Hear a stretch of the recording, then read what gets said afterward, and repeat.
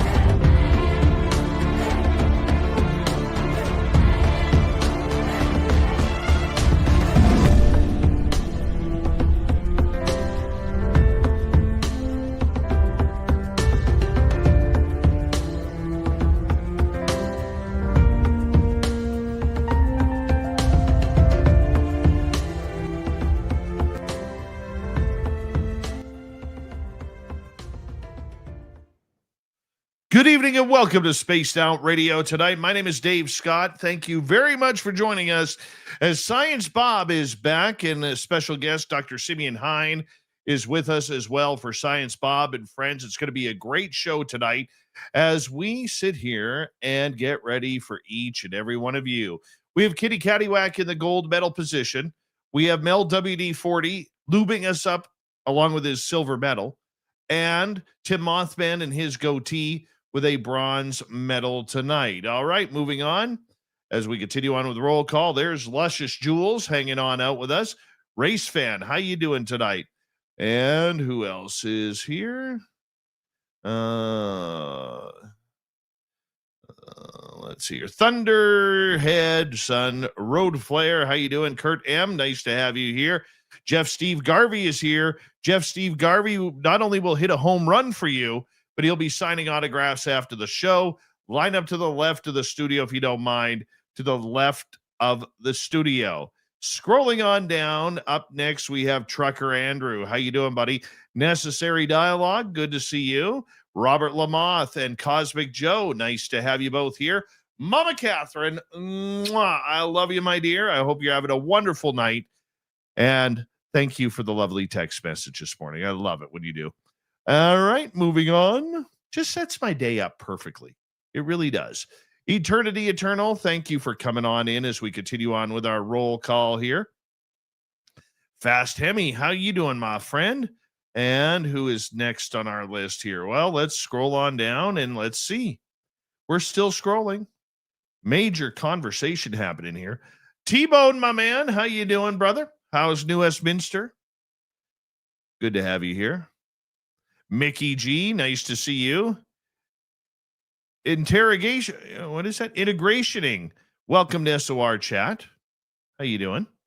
JSCO, nice to see you. As we continue on with our roll call in the studio, J True Seeker, Thomas Rock, Skip to Malou, good morning to you. Walter Kotchabinsky, nice to have you here. As we continue on with the roll call, Al Garay over on Twitch, 4,000 sit-ups in 2 minutes, 0.22 seconds. Yeah, he's all about the numbers, my friend. All about the numbers. Kitty Caddywhack, thank you for kicking off the Super Chat tonight. The Super Chat is a lovely way to support what we do on a nightly basis, so thank you very, very much. Scrolling on down, we have, who's next? Chef Stabs, welcome to SOR chat.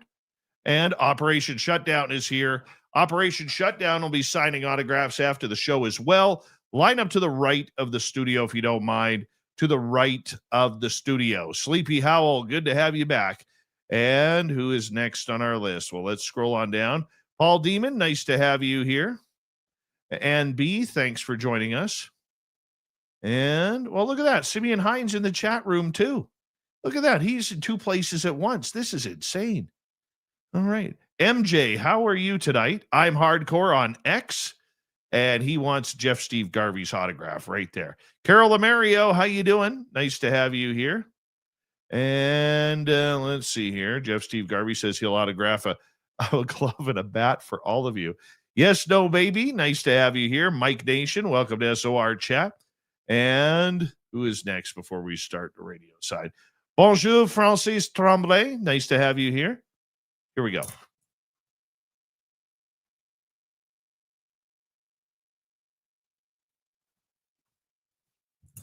Hello and welcome to the radio and podcast side of Spaced Out Radio tonight. My name is Dave Scott. Good to have you with us as we have Dr. Bob McGwier, a.k.a. Science Bob, and Dr. Simeon Hine here for Science Bob and Friends. Weird roll call on our YouTube side right now before we fire this show up. So we say hello to Dave Tiger Williams. He'll drop the gloves for you. Digger Dog, nice to see you. Tartar Sauce, nice to have you here. And who is next on our list? It's Dirty Filth, everybody. Doug Shelby is here. The Doug Shelby has arrived, which means we can officially start this show. Lisa Smith and Chaz Mataz, Pony Pong, nice to have you all here. And who is next? Scrolling on down. JSCO, thank you for that lovely super chat. Remember, you can also join our YouTube membership and shop at our Spaced Out Radio store. We do not have ugly swag. None. Throw those horns up. Let's rock.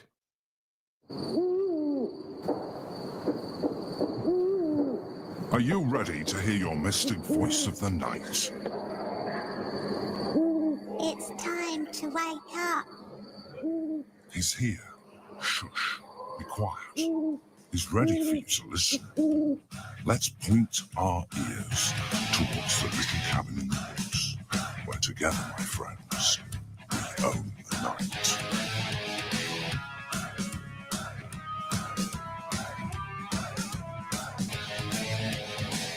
It's time for Spaced Out Radio with Dave Scott. From the mountains of central British Columbia to you listening around the world, this, my friends, is Spaced Out Radio. I am your host, Dave Scott, sitting in the captain's chair of SOR headquarters. We welcome you to tonight's show on our terrestrial affiliates around North America, digitally on every major podcast network. Our website, spacedoutradio.com. We have a plethora of features for you.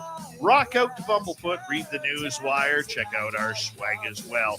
You can follow us on X at Spaced Out Radio, Instagram at Spaced Out Radio Show, and on Patreon in the Space Travelers Club. Tonight's show is brought to you by Chive Charities. Help make the world 10% happier by visiting Chive Charities today. You can find them on our website.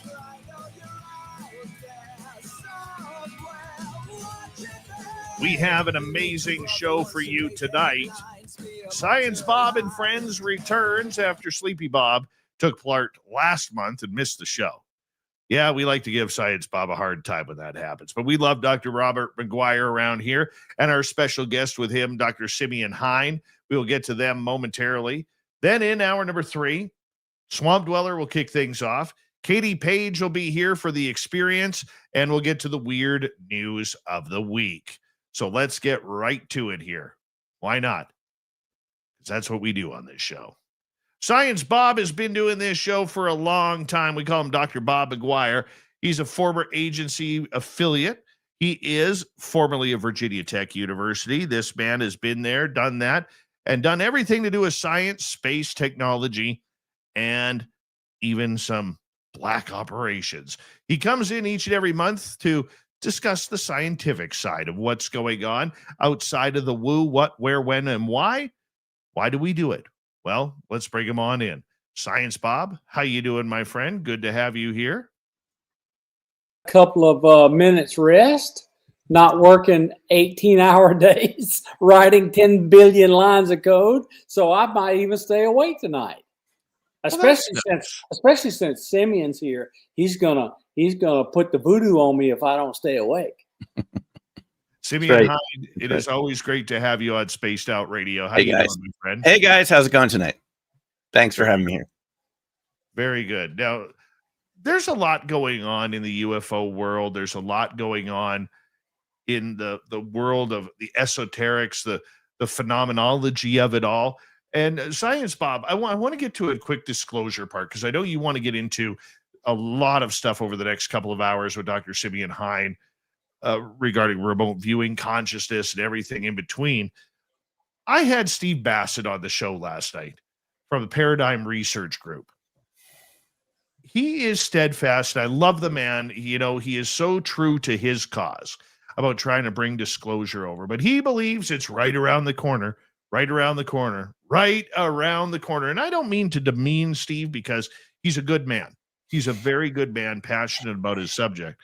But here we have people like Carl Nell and others basically saying disclosure is dead. Let's get over it. It's done. It's gone. Goodbye. But Steve seems to think otherwise. So we haven't had you on in a while, Bob, because, you know, last month you weren't feeling very well. So you nodded off and didn't wake up until the next day. Your thoughts on the disclosure movement? Is it dead or are we running on fumes? So the disclosure that was clearly being orchestrated by whatever inside involving people we saw all the time, that is not really going forward. So there is stuff coming out. And I don't know whether you listen to Jeremy and George or not. I listened to Jeremy and George. And Dr. James Lukatsky was part of the legacy program.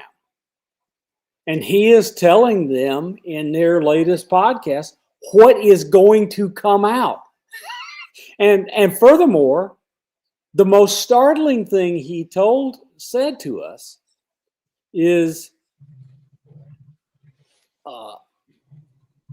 human abilities that people are not aware of will be coming out.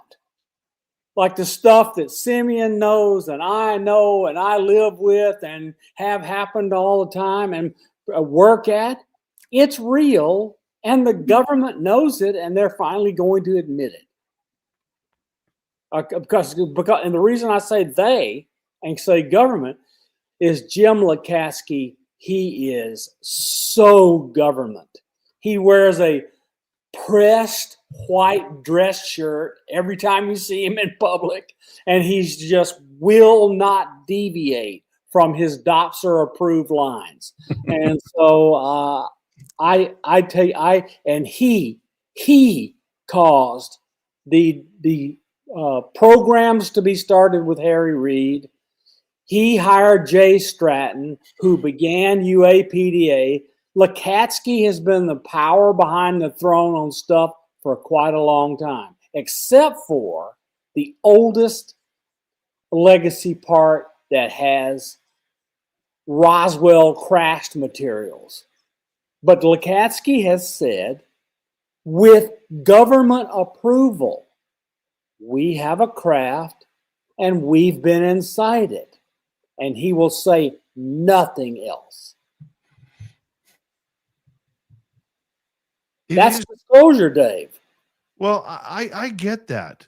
I get that. But is it disclosure, Bob, when somebody that nobody knows about the subject, because the majority of the population doesn't know? And I'm not putting down the words. I'm playing devil's advocate here.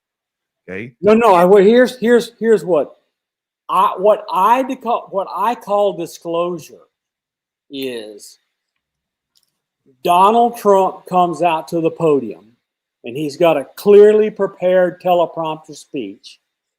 And he says, we have been hiding world-changing technology.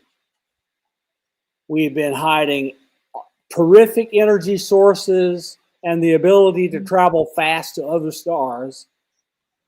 And I apologize, but we did it because we were sure we were going to go to war with the Soviet Union. That's number one. And number two,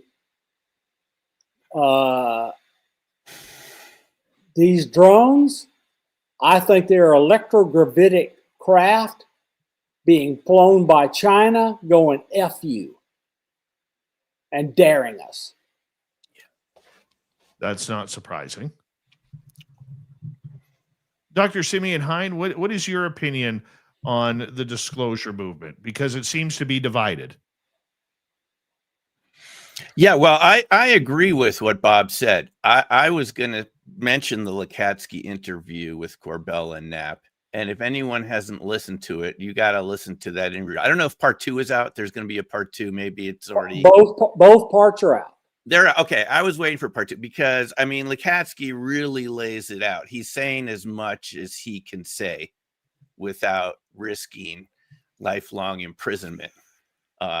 He's telling you we've got the craft, that there is a disinformation disclosure movement going along the real disclosure movement. And if you had Steve Bassett on, I didn't hear it last night. You know, I was at his wonderful event, the Citizen Hearing on Disclosure, in 2013 at the National Press Club. Yes. And for anyone listening, you would have flipped over this. It was 5 days long. It was free because it was at the National Press Club. All you had to do was find somewhere in DC nearby to stay, and you could just show up every day and listen to 8 hours of, we can't call it actually testimony under oath because they could not get any sitting senators or Congress people to attend. They tried. And everyone said, no, this is going to affect our career adversely. You know, the usual BS Washington line about it affecting their career and all this.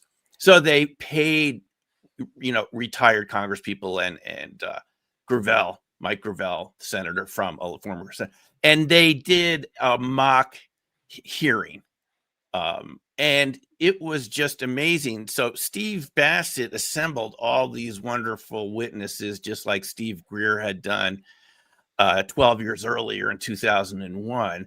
And just to listen, the cumulative effect of listening to one witness after the other, people from, you know, from the military, from the FAA, people who had been different incidents around the world. There was a whole contingency of folks from Latin America, military from Brazil, I believe it was Peru, Iran.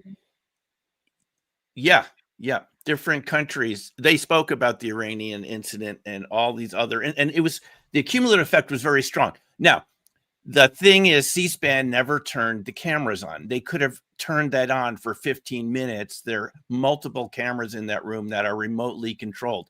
They chose at the time not to let the American people see the massive amount of information. So I understand, Dave, why Steve was so optimistic at the time. I mean, he told me at the event, we need to wait till the press trucks are out there for me to feel like this is really successful. But these things don't happen overnight. We're talking about 100 years of cover up here.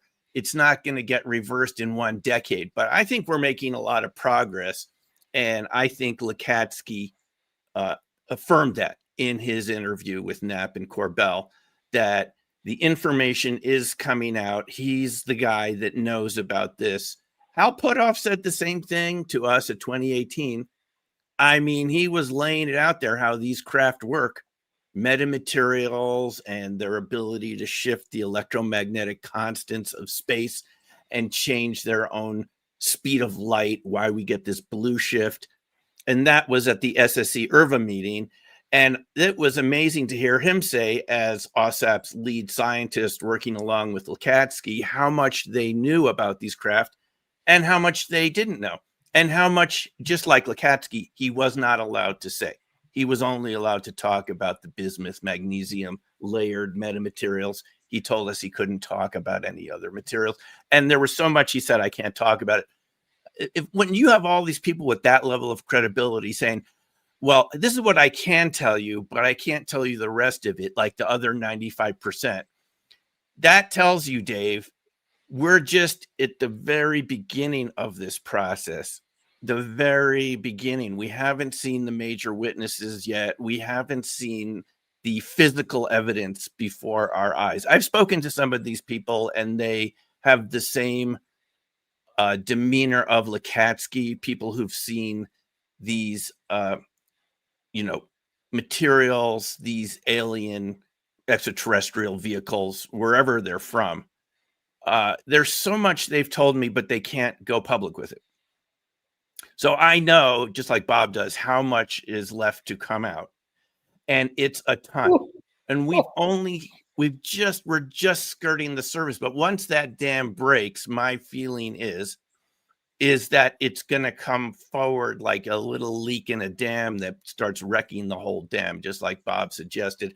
And it very well could be our current president who comes forward. He might be the person who's not beholden to anyone, who just comes forward and says what's going on. And I don't know when that day is going to be, but I think it's coming. It's coming towards us in the next couple of years. Easy. So not only that, but right now, Dave, you and I can arrange in an hour to go to a place where we can see craft and military helicopters, clearly craft, triangles, etc., coming out of the ground from a deep underground military base. We know where to go. We know how to see it. And so that with all the stories that we know, you and I know are true. But I cannot say things that I learned on the job. And I'm not going to. I was my security clearance got put on hold in 2020 and stayed that way for a while. And I was told it was going to stay that way in 2022. So I knew that within a year it would have expired.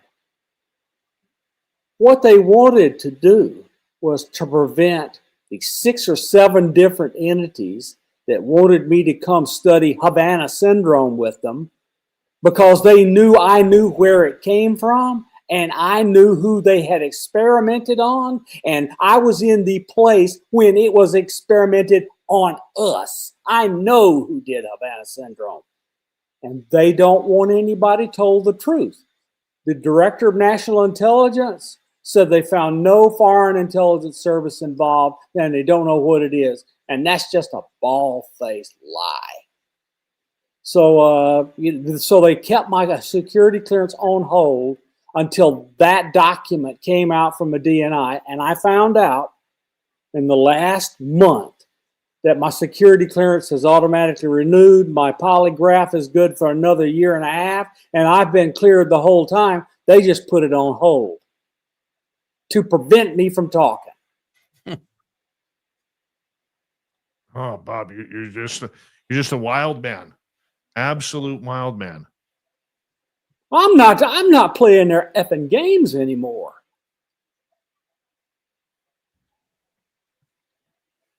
Oh, I understand that. I mean, I guess, there is a push for people to have the disclosure happen. I mean, there is. We all want it. I want it too. I want to know the truth. But the question is, what disclosure? Is it going to be a healthy disclosure or an extremely covered up disclosure if it goes that far? Dave. Not 90% covered up. Yeah. I don't think we will. Look, I'm going to tell you, you and I can go to this place we know about, and we can see that we have a secret space force, and we're working with the non-human intelligence to operate that secret space force, because you can't have dozens and dozens and dozens of these craft coming out of a hole in the ground in a state in the United States of America with military vehicles and not have a program with them. We are working together with them, and you and I and others can see it. Okay. And I agree with you. I know what you're talking about, but there's a lot of people out there would be like, where's the proof, Bob? Where's the proof? I don't care.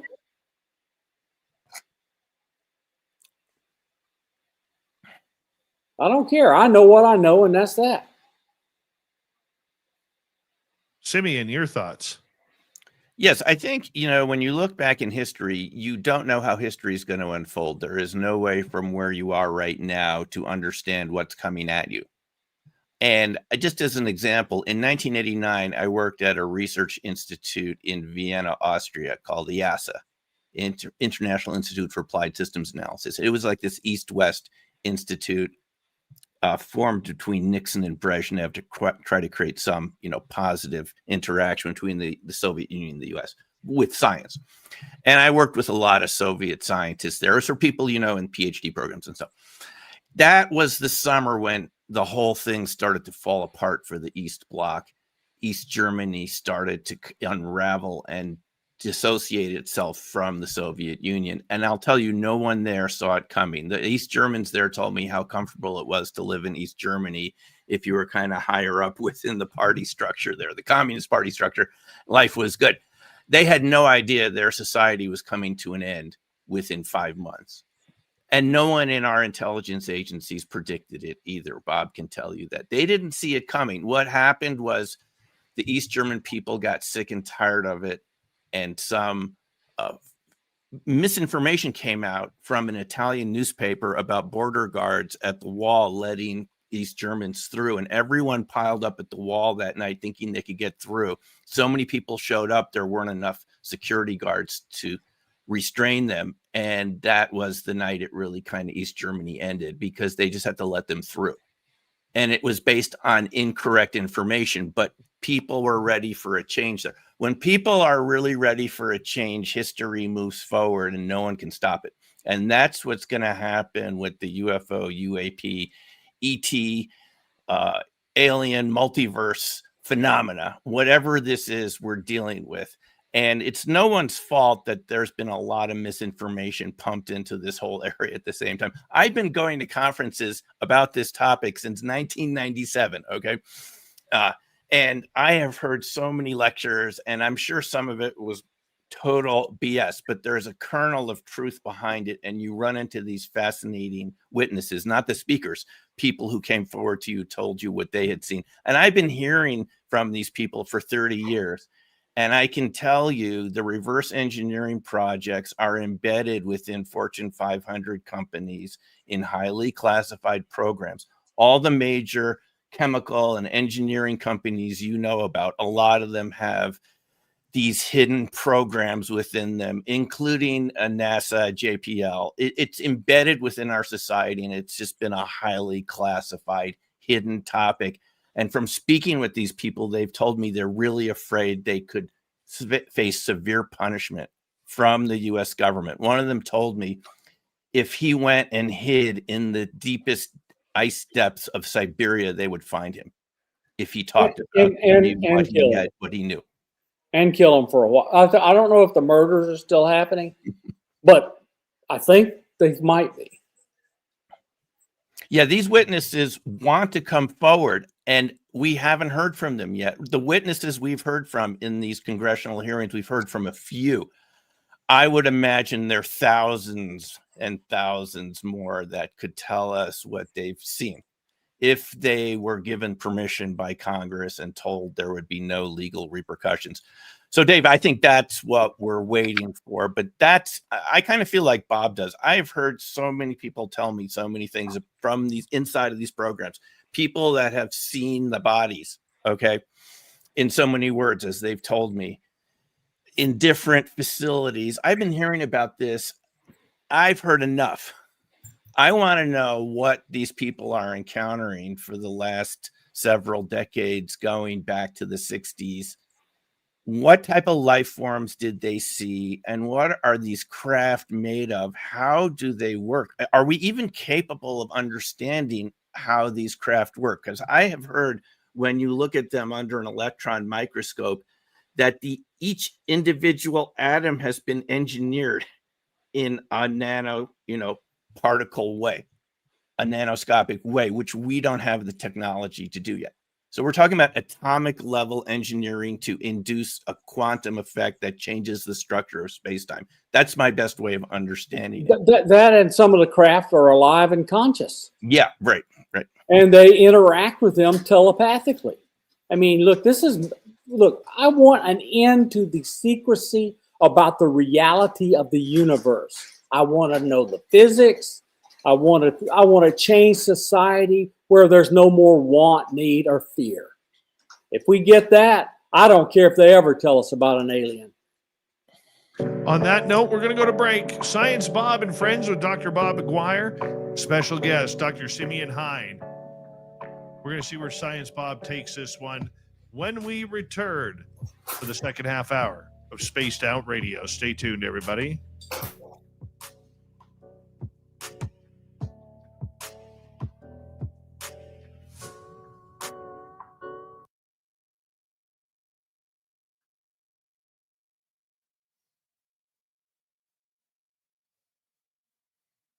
All right, we're clear. Well, we were on fire that half hour. Had to stir it up right off the bat. Let's get her going. Hey, Dave, there's a question here in the comments. Did Jimmy Page buy Aleister Crowley's house? Yeah, he did. He did. Yeah. Okay. There you go, Doug. Speaking Yeah. as a Zeppelin fan. Hi, Oh. Purple Cupfish. I listened to Led Zeppelin and watched Jimmy Page YouTubes, etc. every day. You know, it's part of that's part of think- life. I think he ended up selling some of it or some piece of property to Kurt Hammett from Metallica, who's a big Jimmy Page and Aleister Crowley fan. Yep. Well, I was in the UK on a crop circle tour, and at our hotel in Wiltshire, I overheard these folks talking that they had run into some of the women groupies of Zeppelin who had spent a long time with them. And one of them had inherited Jimmy Page's apartment in London. That was their reward for being a groupie for a long period of time. And this person had been inside this apartment, and it was filled with Aleister Crowley type stuff. Jimmy Page had to get his spark somewhere. I think he even talked about it a little bit.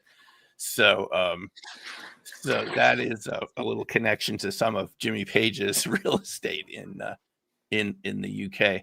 But you know, he's quite an impressive figure. I mean, all these years, and he's still out there talking. And I'm sure there'll be some concerts again at some point. So, let me tell you, without Aleister Crowley, we wouldn't have JPL.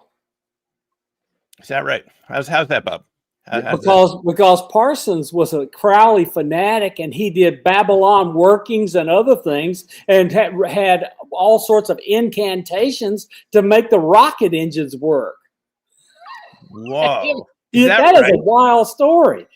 Now wait a minute. They did those type of incantations to get. Oh yes, go read the history. And Peter Levenda knew him. I mean, this is just seriously. It's oh my goodness. So there's a Zeppelin connection to the space program? Indirectly. Because Crowley was followed closely by Parsons. Wow. Who knew it?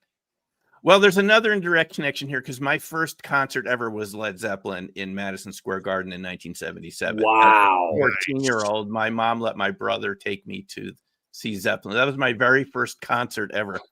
So this is sort of, why I'm like this. I'm serious. They literally changed the music world with that one concert. Yeah. It was amazing to see 4 people have that much energy and almost control over 20,000 fans at Madison Square Garden. The amount of energy they could generate. And it's going where we're talking, Bob. To me, that was like Evos. I didn't know what the term then. It was like some other energy was present there that defied ordinary physics. You could feel it. And perhaps a lot of people don't know. You remember when Bonham died, Led Zeppelin ended. Yeah. That's because inside the musical playing, Bonham was the leader in every performance. Yeah, his drums in concert, I can still hear it. It was like thunderous. He played those drums. I think he used like big sticks or something. I mean, he got such volume out of those drums. Yeah, I could totally understand that. Kind of like Neil Peart. Oh, Yeah. Neil Peart. Oh my goodness. Yeah. Neil was the greatest rock drummer that ever picked up a stick.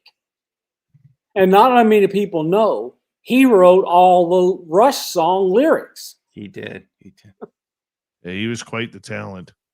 That's for sure. We got about a minute to go here. We might as well do EVOs in the second half of the.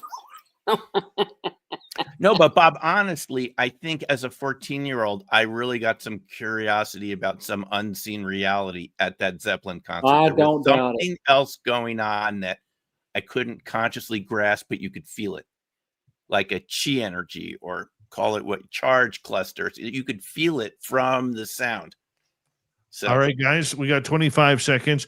Thank you to Science Bob, JSCO, Kitty Caddywhack for the super chats. Thank you for the membership gifts, T-Bone. 5 of them. That's incredible. Thank you, T.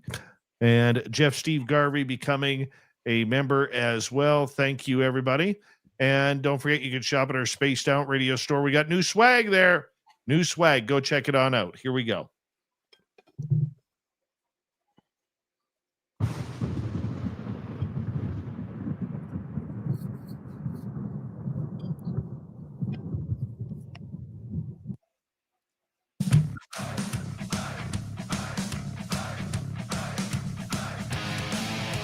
Second half hour of Spaced Out Radio is now underway. The puck is dropped, and we are ready to go. Science Bob and Friends with Dr. Bob McGwier coming up here momentarily. My name is Dave Scott.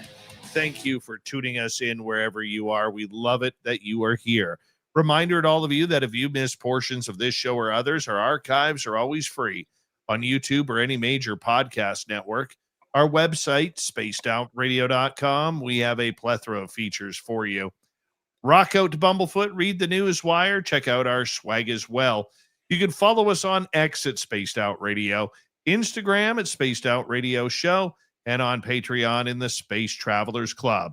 Here's Dr. Bob McGwier. We call him Science Bob around here. We are joined by the legendary Dr. Simeon Hine, special guest. Science Bob, thank you for joining us. I'm very, very happy to be here. Where do you want to take Simeon? Which direction are we going here? Okay, so Simeon and I have talked, because every time he's been here, in and around, about the physics of Ken shoulders and exotic vacuum objects, etc.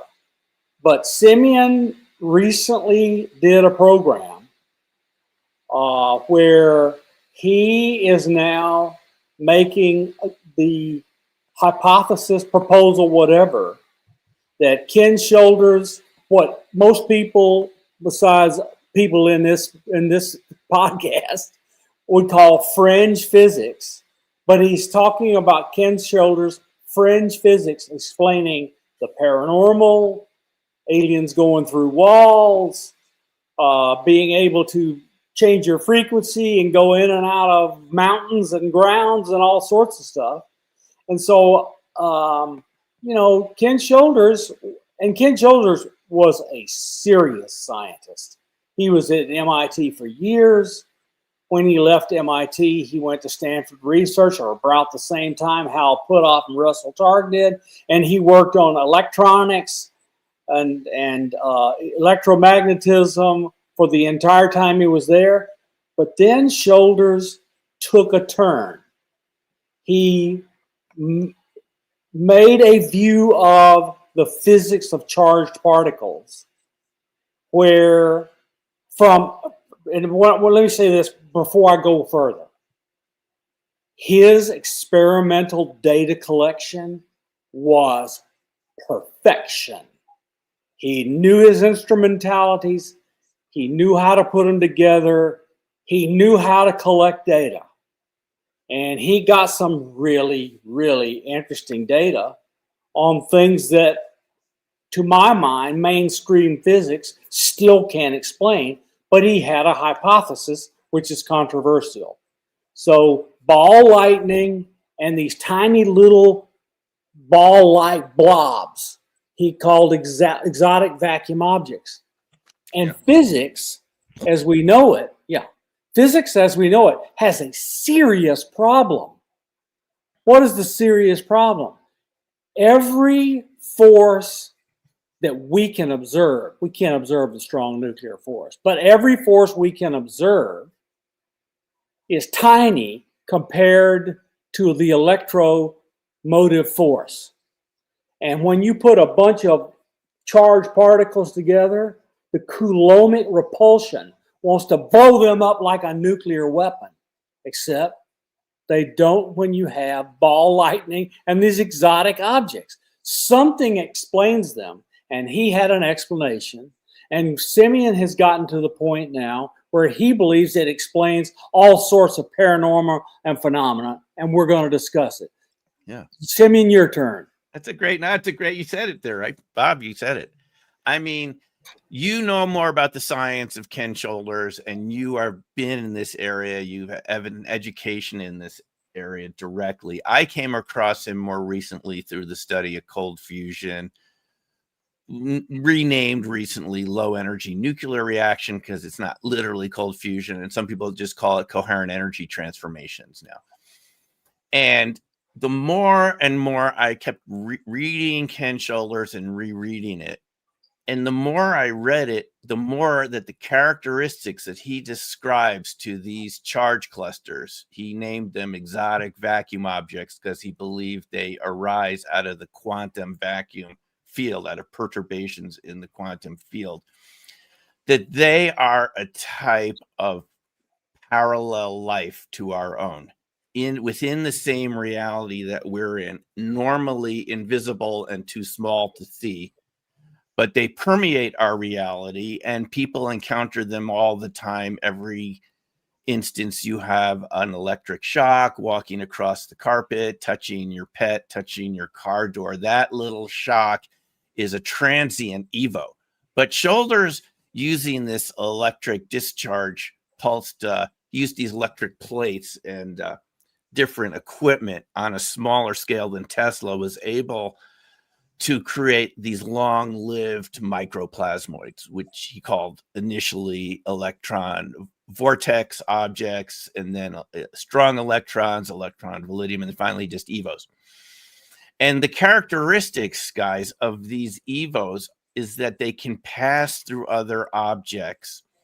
They can change the electromagnetic constants of space such that they have their own speed of light. They lower the permittivity in the area that they're in. They have a lower permittivity, so they're more electrically conducive, and they're long lasting. But most importantly, for the subjects we're interested here in this show, they have an invisible stage, a black Evo form, that makes them almost impossible to detect. And yet when they collide with your equipment, they're going to release such a high voltage, which is the characteristic of what we call static electricity. Probably not the best name for it, electrostatics. It's not really static electricity. What we're talking about is charge separation.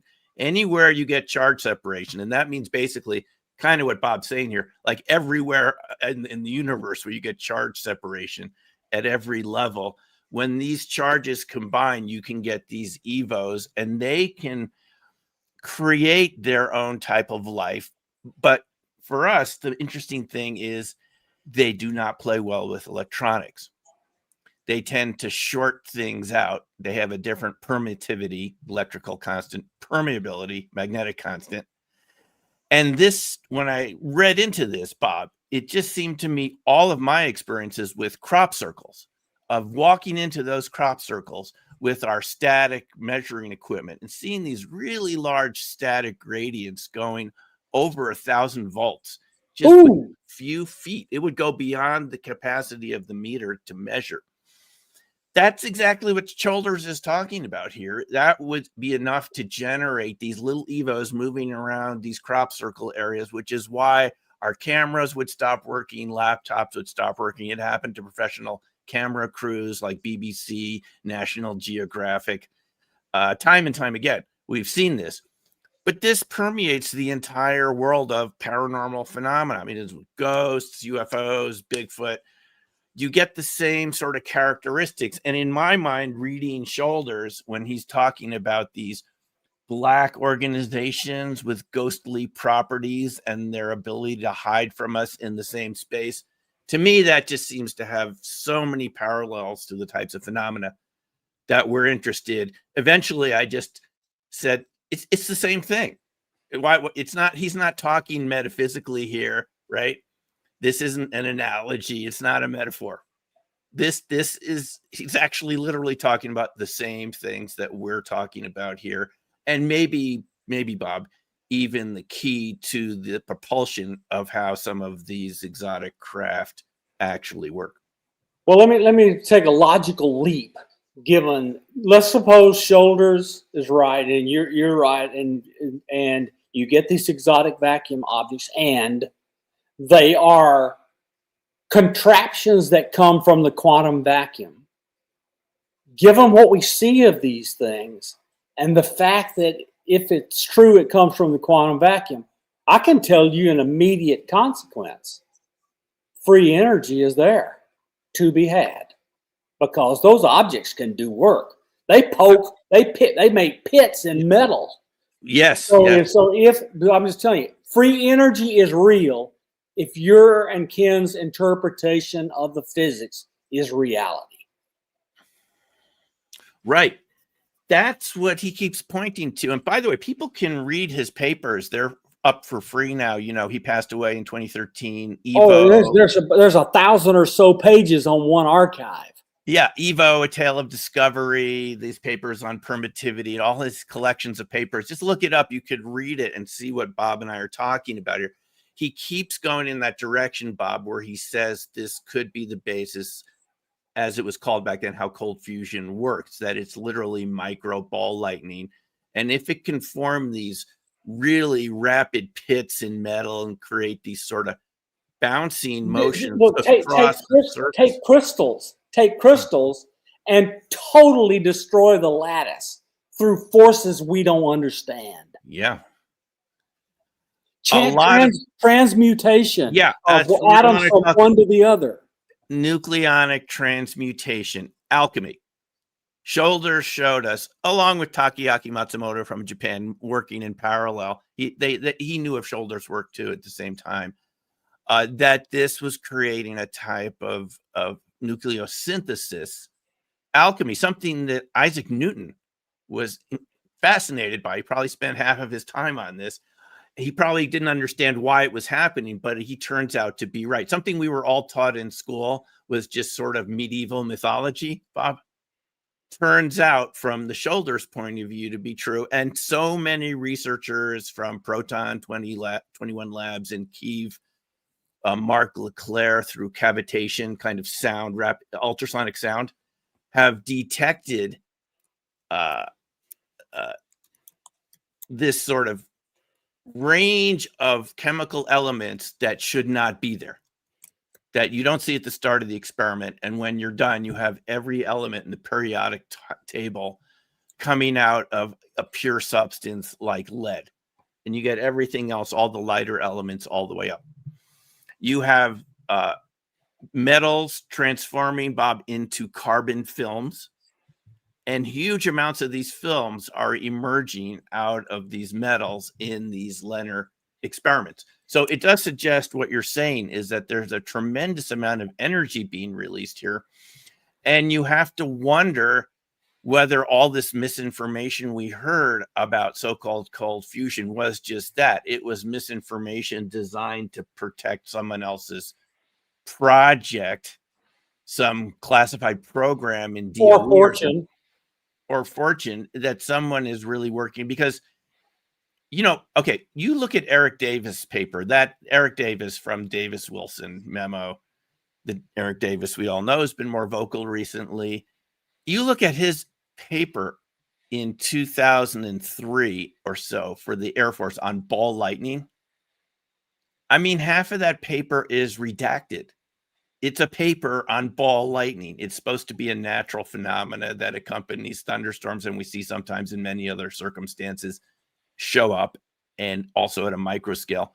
What is it about nature that you have to redact half the paper? I'm just going to tell you. Unless it's about, yeah, go ahead. What is it about? I and Eric Davis and others have had our scientific fundamental research classified the day it was born under the Atomic Energy Act. That's happened to me. It's happened to Eric. It's happened to other people who want to push the rock down the hill and let it start rolling so it can't be stopped. They hold it up at the top of the hill and put it in a cage. Yes. Atomic. So are we talking about just atomic, what used to be called the Atomic Energy Commission type? They're the mechanisms. But look, the stuff I worked on was Markov model systems. And it turned out to be really useful for a highly classified task. So they grabbed everything that was written about it, hid it in a vault, and classified it. It didn't come out for 10 more years. Mm-hmm. The first voice recognition systems for everything was based on that work, and so they were using it inside for other things, and they classified it. Right.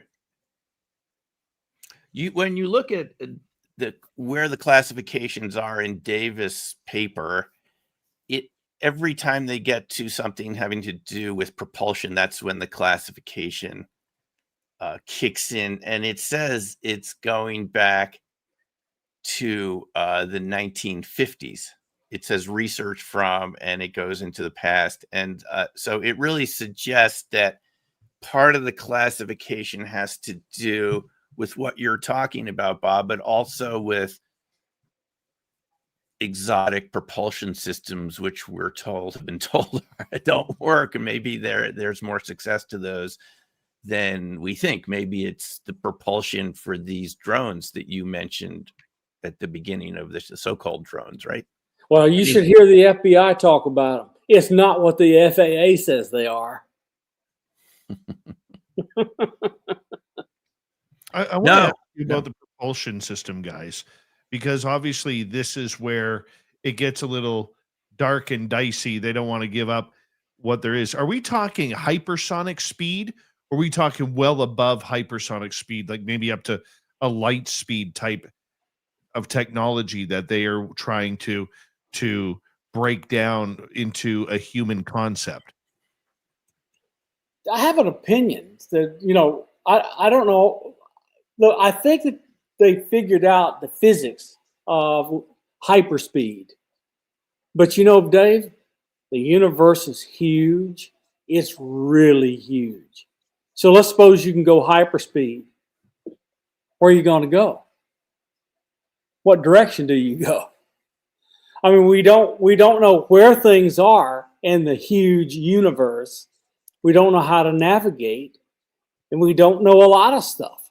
But electrogravitics and that kind of stuff, we can whip around the solar system and change our lives forever. Yeah, and Bob, are you familiar with Winston Bostick's work? Because Bostick was the one, I think he was at New Jersey Tech, and then he was at one of the California universities in the 50s looking for peaceful uses of fusion power after World War II for DOE. And he came up with this idea of these long-lived plasmoids, these galaxies in a test tube. New York Times had an article about it, where he was using these kind of another method from Shoulders, but he was creating these plasmoids at a micro scale. And he claimed he could use this to get us to Mars, I believe, in a couple days. The acceleration would be so to answer your question, Dave.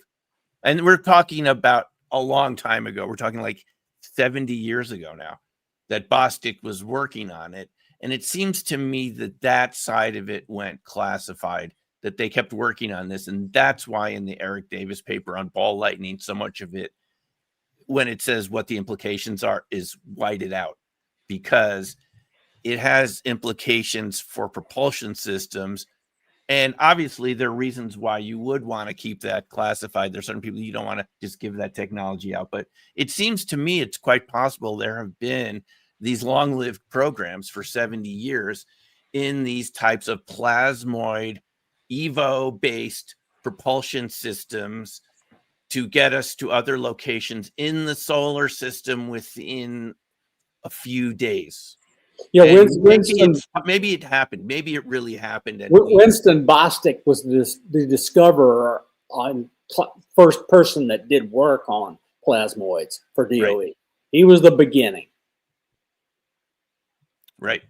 And going all the way through Shoulders was actually got involved in a lot of this research into the EVOs by being asked to look at the work of John Hutchinson from your country, Dave, from Canada. Yes. With his fractured metal samples, that he was able to melt metals purely with electromagnetism at room temperature and create. You've seen some of these samples where you have coins embedded in the metal. Looks like the whole thing instantaneously became a liquid at room temperature, just using Nikola Tesla type of technology reduced to a smaller scale. I'll tell you what the government discovered with Hutchison, because they worked at it. They worked hard. They tried to figure it out. John Alexander went and visited him. John Alexander will tell you today that it came out of his mind because they can't reproduce it anywhere else. And so this is one of the places where they got firm evidence that mental abilities can affect physical systems without obvious means of contact. Well, that is the question, Bob. There's a debate even in our community here. Was it special abilities from John, or if you and I constructed the equipment the same way he did it? Or as Vittorio Violante told us at one of the SSE meetings, that this process is so finicky that if you miss one little piece in it, it's not going to work. The cold fusion process. John claims that they took his equipment to another place carefully and couldn't get it to work without him. Well, let me give you a parallel here before we go to break. Google recently attempted to reproduce a cold fusion experiment, the Alexander Parkhomov 225-day reactor. Parkhomov, a former Soviet aeronautics expert, created a long-lasting Lehner reaction for 225 days. Google attempted to replicate it. I'm told at the cost of $14 million or something like this, and they couldn't do it. But they missed a couple key components, and they didn't have the patience. Vittorio Violante from ENEA in Italy, the leading government energy research agency in Italy, told us it sometimes took weeks for the reaction to get going. It's more like creating a song and a musical event, and everything had to be just right in the orchestra to get the song to sound right. That's the analogy. He said most researchers didn't have the patience because it's such a finicky feedback reaction, Bob, to get going. So the question, and I read John Alexander's book, Reality Denied, where he talks about Hutchinson and going to visit. And one of the people that came with him said, no, it has to be a fraud. But they have a lot of witnesses to how, to have him having to do that. The thing is, Bob, other people have reproduced this type of reaction just with other types of equipment. So I guess in my mind, I'm still wondering, was something changed about the area? I mean, is there a variable we're missing? Or is it a psychokinetic? Is it a PK effect? I mean, if other people can do it, they can have PK too. Okay. So look, I think this is what Lukatsky's talking about, is we're about to learn about human abilities that have been covered up. And Dean Radin, I'm such a Dean Radin fan. He did research on genetics of psi abilities. And he found that there was a real hole in the psi abilities of people who were from Central Europe and to Spain. But people talked about having those abilities up until the Inquisition, and they killed all of them so they didn't breed and make others. They have erased the gene from the gene. Okay, but Bob, here's another perspective on that. As some of you know who have watched some of my videos and so forth, while I was teaching RV in Japan, I was invited to watch someone that could do PK at will. And he was able to move the hands on my watch around, regular wind-up watch without touching the dial. As some of you remember, he levitated a cigarette across the room into my shirt pocket. It was like a torpedo, a little torpedo coming at me. Strangest thing I ever saw in my life. Makes a right angle turn and goes in my pocket. He said he wasn't born that way. Took 10 years of daily practice, like a martial art. So it's some sort of, neutrino Evo effect. Let's go to break here. Science Bob and Friends with Dr. Simeon Hine. The Power of the Mind next.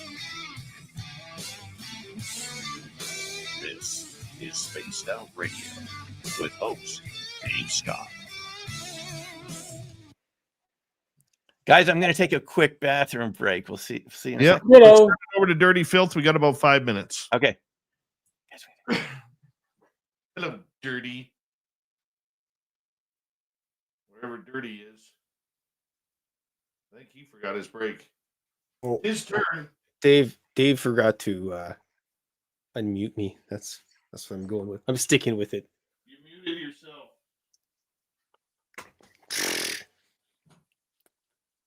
Well, anyways, 1 second here.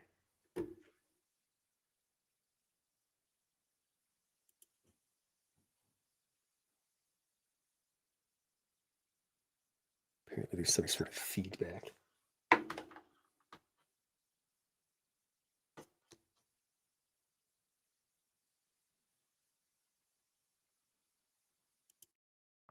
Let's try that. Okay, I think that's better.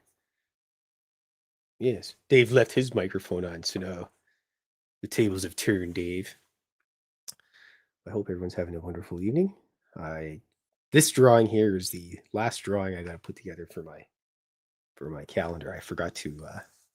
Hello, lovely Julie. I forgot to put a thing for the calendar together. Here's what the old ones look like.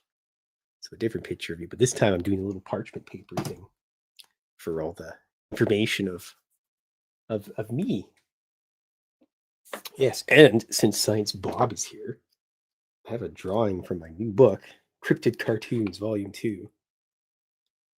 And it's actually a short little comic. And it's got Science Bob and Dave with Lou Elzardo and Brandon Vogel. Oops. It's in here somewhere, trust me. I just have to get to the back of it. Oh, that's the Bigfoot drawing. I apologize. Look, there's Science Bob and Dave. It's like, let's give Dave and Science Bob adventures. Oh, yeah. Basically, they call Carl down with one of Dave's super powerful, or one of Science Bob's super powerful space lasers. Hello, Tim and Beard. This is actually, I think this is going to be my 4th calendar I've done. 2, 3, 4. Yeah, this will be my 4th calendar that I've done. But anyway, this is Cryptid Cartoons Volume 2. It's available on Amazon. You just plug in Cryptid Cartoons Volume 2 by Klaus Meidner, and it'll be in there. And it'll be my 4th one so far. I think. Wait a minute. 1, 2, 3, 4. Maybe the 5th one. I'm not sure. I've done so many of them now. I just have a ton of fun doing them. And then I put little UFO dates and things in here too. Let's see here. See, we have on April 17th, 1897, the Aurora, Texas UFO crash. And then we also have the celestial phenomena over Nuremberg in 1561. Good days in April. Yes. The Kenneth Arnold UFO sighting in 1947, June 24th. So I just fill them up with a whole bunch of useful, interesting cryptid and UFO dates and whatnot. And yeah. Oh, yes. The one of Lon Strickler being chased by Mothman. Yeah, that's always a good one. Where is it? There it is. Lon Strickler being chased by Mothman. Beauty. Trying to steal his beard.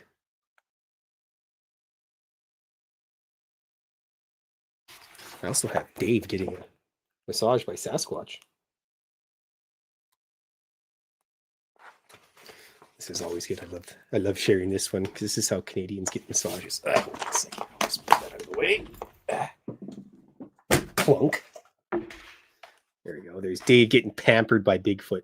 Look, Dave, it's you. Love it.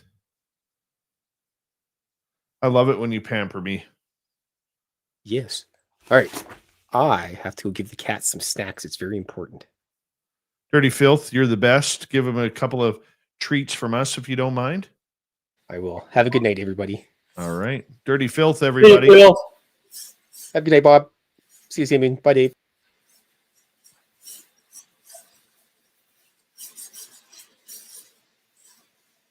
We're having a good show tonight. We are. And I even got a question in. You did. I know. Wow. And it was a good question. It was. Science Bob, I'm on a roll here. Man, I tell you what, I definitely got to come up for that special deal you got next year. All right. Electrum, welcome to SOR Chat. Special thanks to Amy, Kitty Cattywack, JSCO, Science Bob, and Jules for the super chats. Thank you to T-Bone for gifting 5 memberships and Jeff Steve Garvey joining our membership. We appreciate it. CaribouCon.com. That's what Science Bob was just talking about. CaribouCon.com. You can get your VIP tickets right now. There's only 50 of them. Only 50. Once the VIP tickets are gone, they are gone. So if you're planning for September 18th to 20th, I know it's a long ways away. You got to get through Christmas yet, but this is a good Christmas present. Year. Hi there, Chris. Here we go.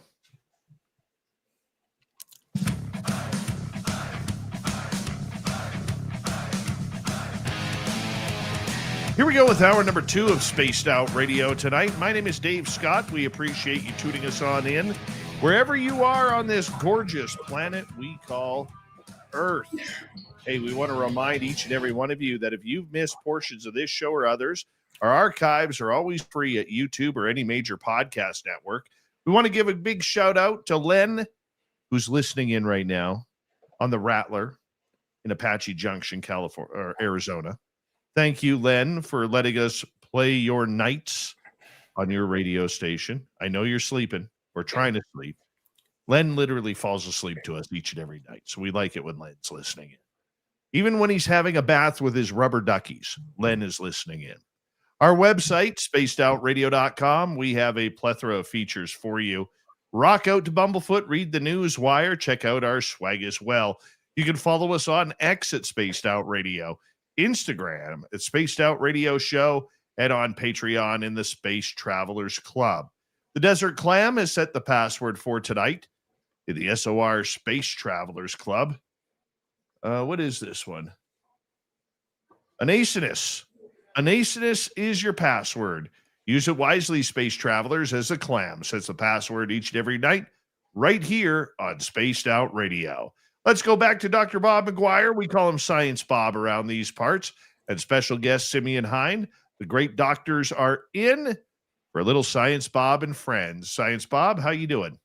Well, I'm doing super duper. I had me a little drink and a little pit stop, so I'm ready to go. Perfect. Perfect. Let's play with the minds here. Okay, so one of the things that Shoulders talked about, I think, is, of course, he was like talking about excess energy, and look, his strength was his experimental acumen. He was a fantastic, so his data is good. So have you seen in anything you've done this excess energy output? Well, I actually am not an experimentalist in that sense. You know, my background is more in social sciences. Though as a kid, I used to build kits and observe all sorts of phenomena, putting diodes and capacitors and resistors together on a circuit board, which I am told, by the way, Shoulders was the one that developed that at a micro scale when he worked at ARPA for the government. that micro masking techniques for circuit boards, which means that he is in our phones. Shoulders is in everything we do because he created the basis for this micro electronics. But Bob, you're right. That is really the golden goose here that people are looking for, is excess heat. And can you take that excess heat and feed it back into the reactor to generate a self-sustaining feedback loop so that you would tap into this quantum vacuum energy that we're talking about in a sustainable way so that the reaction keeps going? And that is really the question here. And I think even from the critics, when you read their criticism of this area of research, it's that it's not shown to be sustainable for more than a few minutes or a few hours or so forth. But I mean, if you look at any early development of any technology, it can take a while to get it to turn into a workable model that you can take out on the road and have it keep working time after time. And I think it goes back to what you were saying a few minutes ago about the Hutchinson effect and so forth, because my understanding, having talked to people that can do this and people who are experienced, is that the observers affect the outcome too of the experiment. In other words, just briefly going back to that guy, Mr. Anderson in Japan, who performed these PK demonstrations for us near Nagasaki.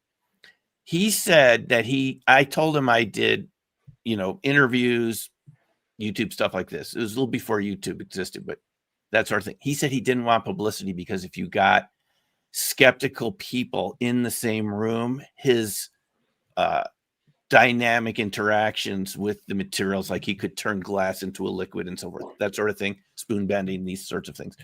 He said it didn't work as well when you had negatively minded people in the room, which suggests that it goes in that direction of what's been called psionics recently, right?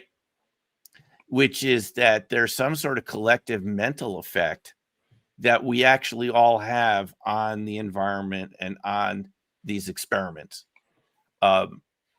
So that would sort of make sense, and conventional scientists might see that as sort of, well, you can't do it because you can't reproduce it. Maybe there are variables that we're not measuring that are varying based on the intention of the people, based on their attitude towards it. In RV, Bob, remote viewing, it's called the sheep goat effect, which is that people that are really critical of it, though Targ and Puthoff told us differently. So they said some of the most skeptical people from the agency, the contractors, when they came out, the contract monitors to Stanford, that they would sometimes do some of the best results, the most skeptical of them.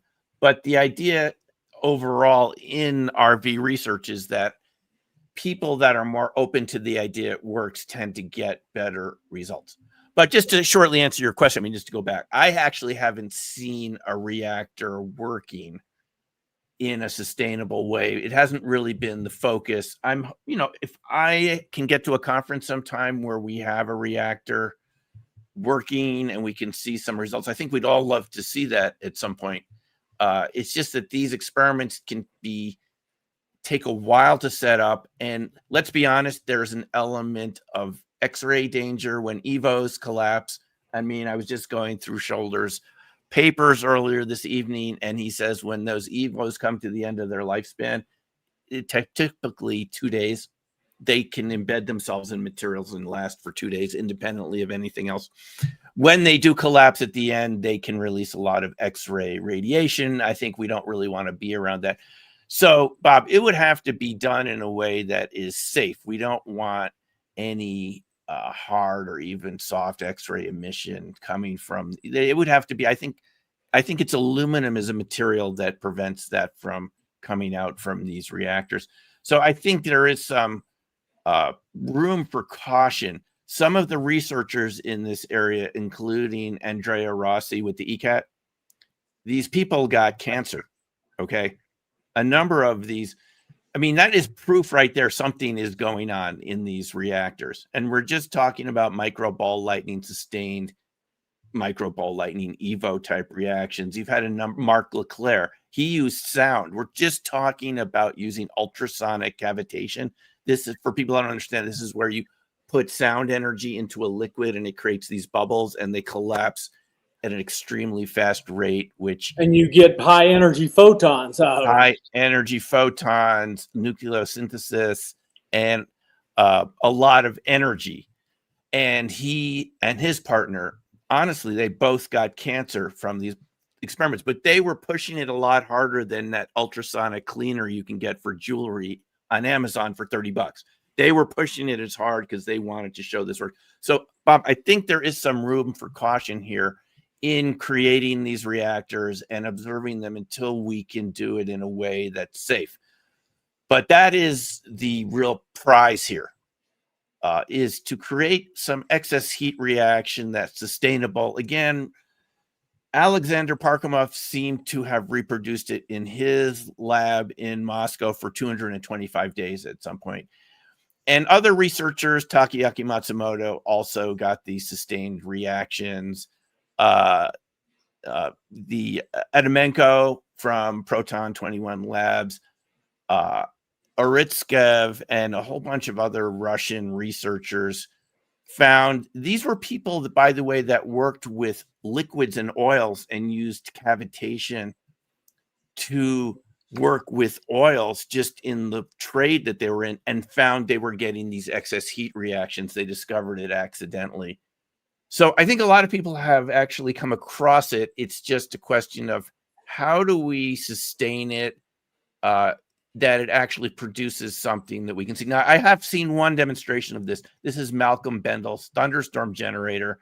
I got to see this in North Carolina 2 years ago at the Cosmic Summit conference in what was it, Greensboro, and they had this thunderstorm generator there. It's an engine that's hooked up to a vortex, Rank-Hilsch vortex tube that generates evos through this little generator that recycles it back into the engine. And I can tell you, having stood next to these ordinary generators, the type of generators we're all familiar with that generate electricity out anywhere you have them, there was no smell of fumes coming out of the exhaust. You could be right next to it and it smelled as clean as air, but the thing was running.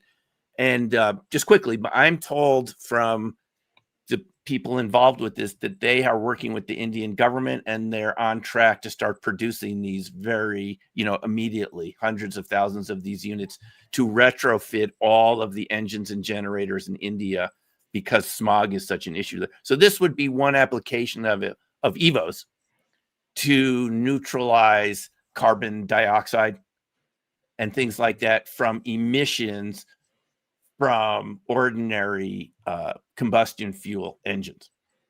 So I think, where our conversation is going here anyway, the road to create this linear coherent energy transformation reaction is not an immediate jump to this new technology, but it could be retrofitting our existing combustion engines with something that recycles the exhaust to neutralize the carbon emissions from it.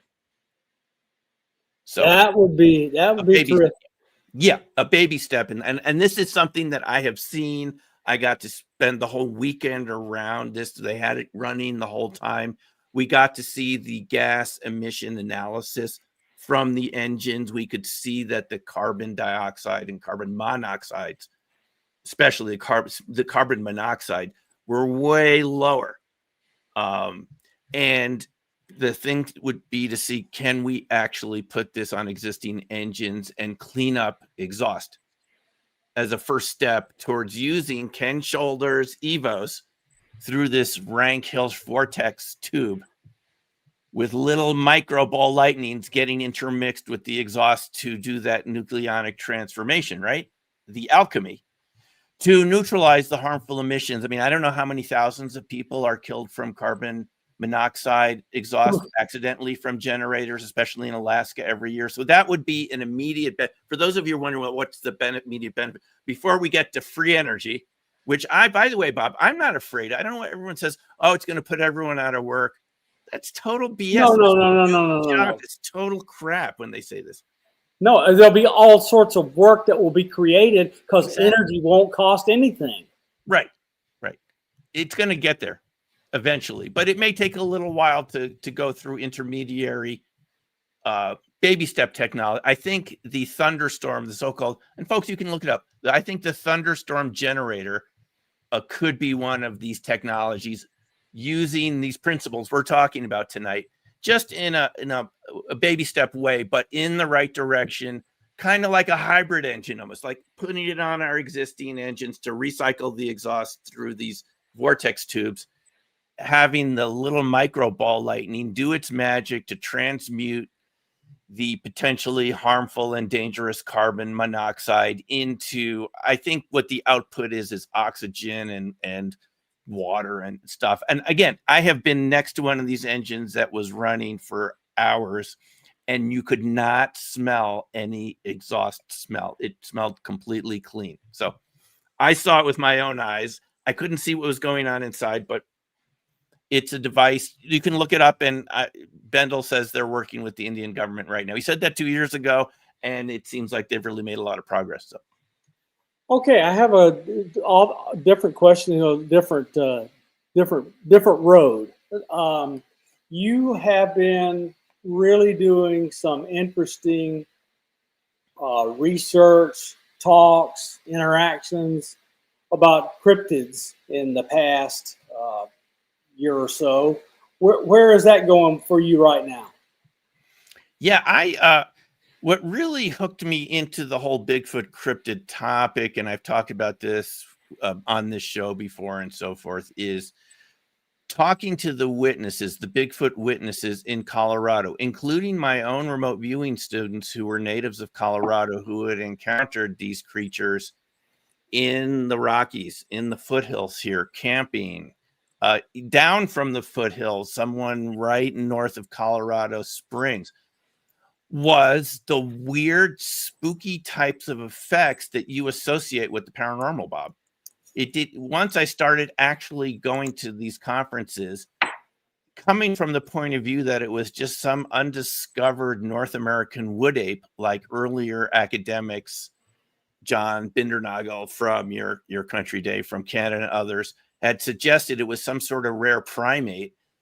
Once I actually started talking to people at conferences, they told me about the same types of effects that I had personally seen around crop circles, including the cameras going out, weird space-time slips, mental confusion, and all sorts of electromagnetic anomalies, which, I'm kind of thick, but eventually it started occurring to me that we weren't dealing with an ordinary mammal here. We were dealing with something that had these types of properties that we associate with what we call the paranormal. And there was even some crossover to cold fusion Leonard experiments because people reported the area getting cold, right?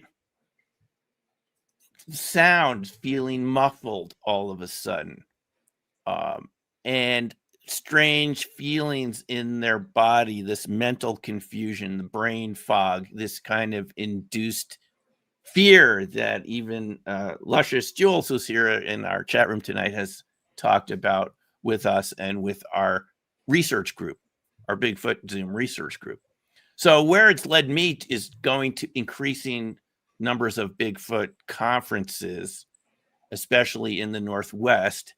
We've done some remote viewing, which we're going to start up again soon, of Bigfoot type targets to see if they actually fit with what Ken Shoulders was talking about, which is maybe they exist at a slightly different type of primitivity than we do. And Shoulders suggested that shift in primitivity could account for invisibility, transparency, and this very interesting property of objects being able to go through walls and other solid structures because they are charge neutral. You have to remember, folks, that everything we're around right now is basically charge neutral, which is why it holds together as a solid substance. These kind of chemical attractions between chemical elements are actually electrostatic charges, and they balance out, right?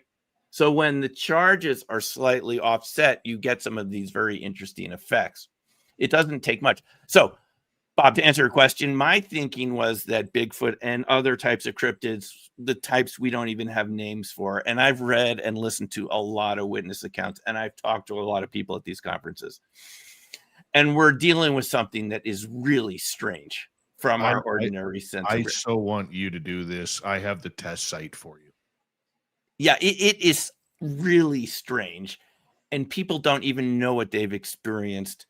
I have talked to these witnesses that have seen these Bigfoot go invisible, multiple witnesses, different people at different kinds. They all told me the same thing. They've seen them disappear right in front of their eyes, Yes. or become like a shimmering sort of glowing object, kind of what we're told the Predator-like effect Yes. from the Predator movie series. Yeah, so I've actually met these people. I've heard about it. To me, Bob, it sounds a lot like the same topic we've been talking about all night, but at a macroscopic scale. So where I've gone with this, and where I keep going with this, is perhaps we are around other types of life forms that have learned to harness Ken Shoulders' evos in a natural way, since Ken Shoulders said, this is how nature really works. That's Bob, that's what Ken was telling us, that this is actually the basis of nature, are these evo charge cluster type structures when they're not completely balanced out in regular types of objects that we're used to, and they can interact a little bit and create these electromagnetic shifting effects. My thesis is that we're around life forms that figured this out naturally through just static buildup or cavitation sound, however they're doing this, that allows them to feed off of this energy, Bob. In the same way we're talking about cold fusion Leonard, maybe they've actually learned how to do this through evolution, the way nature works, and they are literally feeding off this energy and going into places you and I don't know how to go yet. In our same spaces that we're in, they can go invisible. They can get a lot of speed and energy. People, you know, you listen to the Navajo paranormal rangers like John Dover, Jonathan Dover, and his partner, who I got to saw speak at the Snippy conference in Alamosa recently, which will happen again next year. It's open to the public. They've talked about some of these cryptids running as fast as their vehicles at highway speeds, whatever you want to call them, skinwalkers, dogmen, I mean, whatever these things are, that they have incredible speed when they want to. How do you get that speed with ordinary physics? So that's the direction I've headed with this. And the more people you speak to, the more information you get. And it's kind of like Lukatsky in some ways, but in a different way. People like this normally don't want to talk about it to average people because they just don't think that people will believe them.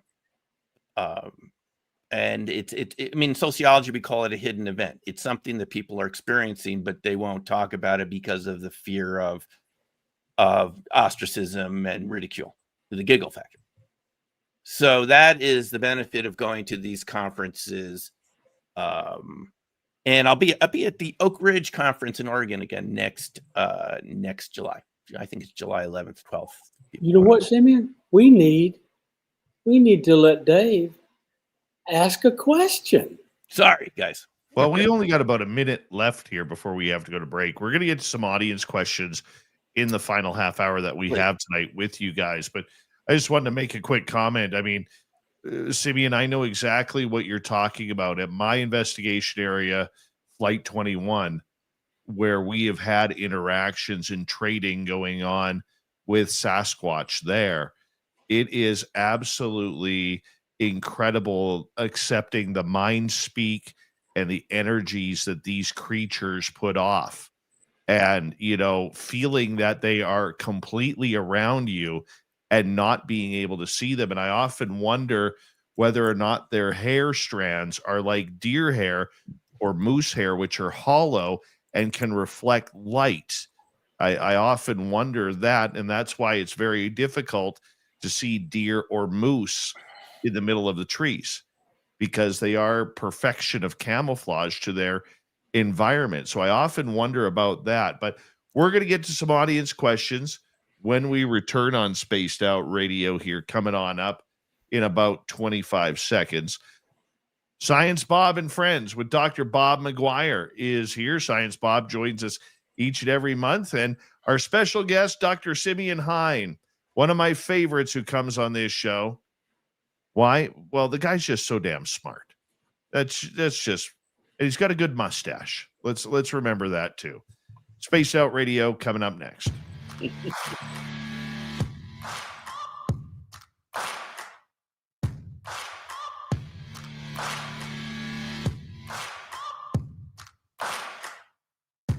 listening to Spaced Out Radio with your host, Dave Scott.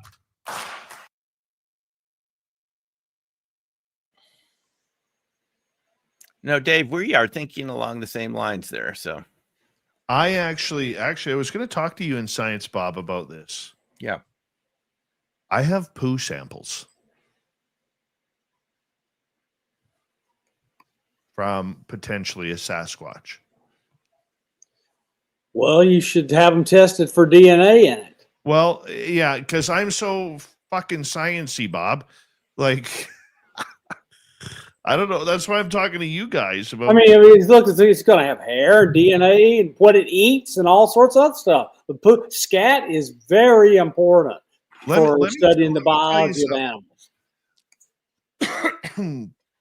Tim and I gathered this scat after literally a week after we heard it farting in the forest. Okay. And this was probably happening 40 yards from us, if that.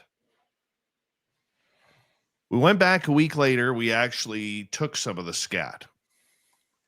I have a lot of outdoor people here. There's a lot of outdoors people in my town. And I brought my buddy Mark, the one I trust the most. Okay. I brought him to the spot.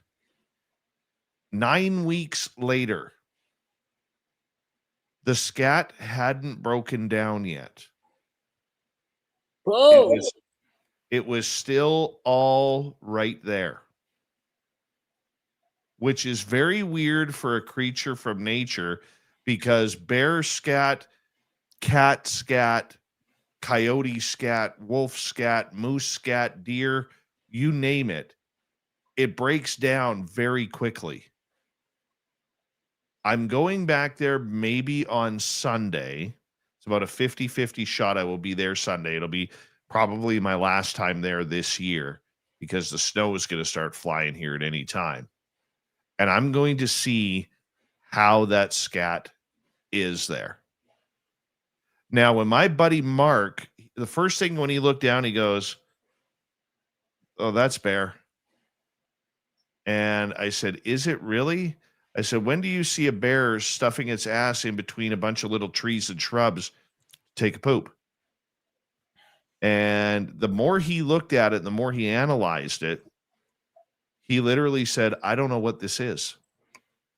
He broke it apart. There was no fur. There was no nothing in there. There was not even greens from eating berries or anything, or plants or anything. But it was weird that it was like 9 weeks in between that scat was still sitting there and hadn't been decomposing. That's abnormal. Yeah. I mean, it's all organic material. The environment should have degraded it. Right? Well, my mind's thinking transmutation of elements here. I don't know. Maybe so. Well, if you It's a cast iron turd. Yeah, right. right. It's maybe trying to send it to Dr. Michael Masters because I don't know any scientists here, but I don't know if I can get poop across the border. Right. There you go. It might have a tariff attached to it. Probably. What does the Bigfoot fart sound like? It sounded like this. I gotta lick my lips. It was like,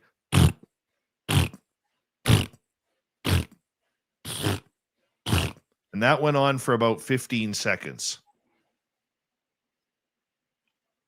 Well, It was, you know, Dave, you're raising an interesting question here, which is people say, if it's physical, like you're talking about, we know it is, it's physical. How does it have these quantum properties, right?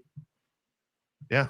It's because everything's made up of vibration. Anything that's physical has a harmonic vibration. Bob taught quantum mechanics. He can tell you there's no divide between quantum mechanics and physical reality. That is an artificial legacy from the early 1900s when they couldn't figure out the particle wave duality. And, you know, people like Niels Bohr suggested they're two parallel, you know, classical reality and a quantum.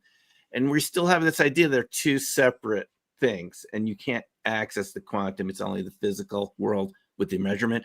But everything has a frequency, guys. you know. We're coming back in 2 seconds. Yeah.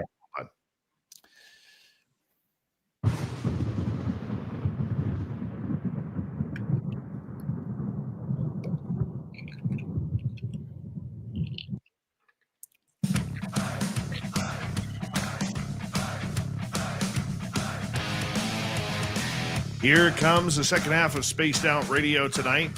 My name is Dave Scott. We greatly appreciate you tuning us on in wherever you are on this beautiful planet we call Earth. Reminder to all of you before we get back to Science Bob and friends that if you've missed portions of this show or others, our archives are always free on YouTube or any major podcast network. Our website, spacedoutradio.com, we have a plethora of features for you. Rock out to Bumblefoot, read the news wire, check out our swag as well. You can follow us on X at Spaced Out Radio, Instagram at Spaced Out Radio Show, and on Patreon in the Space Travelers Club. Final half hour with Dr. Bob McGwier at Science Bob and Friends with special guest tonight, Dr. Simeon Hine, getting into the whole telepathic Sasquatch and cryptids. Oh, I love this topic. I mean, it seems so far-fetched, but it really does seem to be something there, right, Science Bob? Yep. It's a power Sure right is. there. Yep. That's scientific 101 right there. What can I say, Dave? Well, you got it right. There's not much to say. A lot of people, though, Dr. Simeon Hine, would have a lot of trouble understanding that that's even possible, that these creatures can give some sort of telepathic communication. But when you start studying nature and more time you spend in nature, you realize that everything really is telepathic and energetic. Good point, Dave. That is a really important point. That might be the most important point of the evening, what you just said, is we're the ones like Ingo Swann, the sort of inventor of RV, at least the way we know it in its current incarnation. We're the ones that have separated ourselves from the way nature really works. And so we give funny names to these properties as if they're special, while we've put ourselves in what Ingo called reality boxes, which set in the moment you kind of start kindergarten or even before, right? That's how nature works. And we've created these barriers. So when Sasquatch, Bigfoot, Sabe comes around and they can talk right through, you know, right through your skull into your brain. I don't know exactly how they do it. Is it a type of infrasound? Is it a type of directed coherent sound? Or is it a type of, you know, they've identified some frequency in your brain and they can modulate, you know, your conscious area like a radio, however they're actually doing it. Dave, so many people have described the feeling of shock when they didn't even believe in Bigfoot, going out there or even in their homes, having these messages come into their minds. I spoke to one guy at Oak Ridge last summer at the conference there, the festival, and he said what it looked like to him was an electronic sign in his mind that said, "You shouldn't be here, leave now." And it was like a really loud signal in his mind, but he could see it moving across his mind's eye. However, some people have described it as a computerized voice.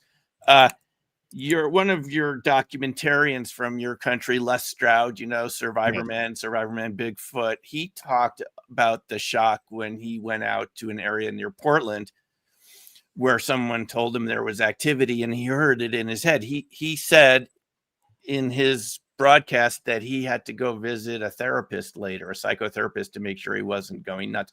But everyone says the same thing. They kind of wonder if they're cracking up. So no, it's one of the aspects that's really very weird about it, given that you and I can't quite do that with each other, but these creatures can.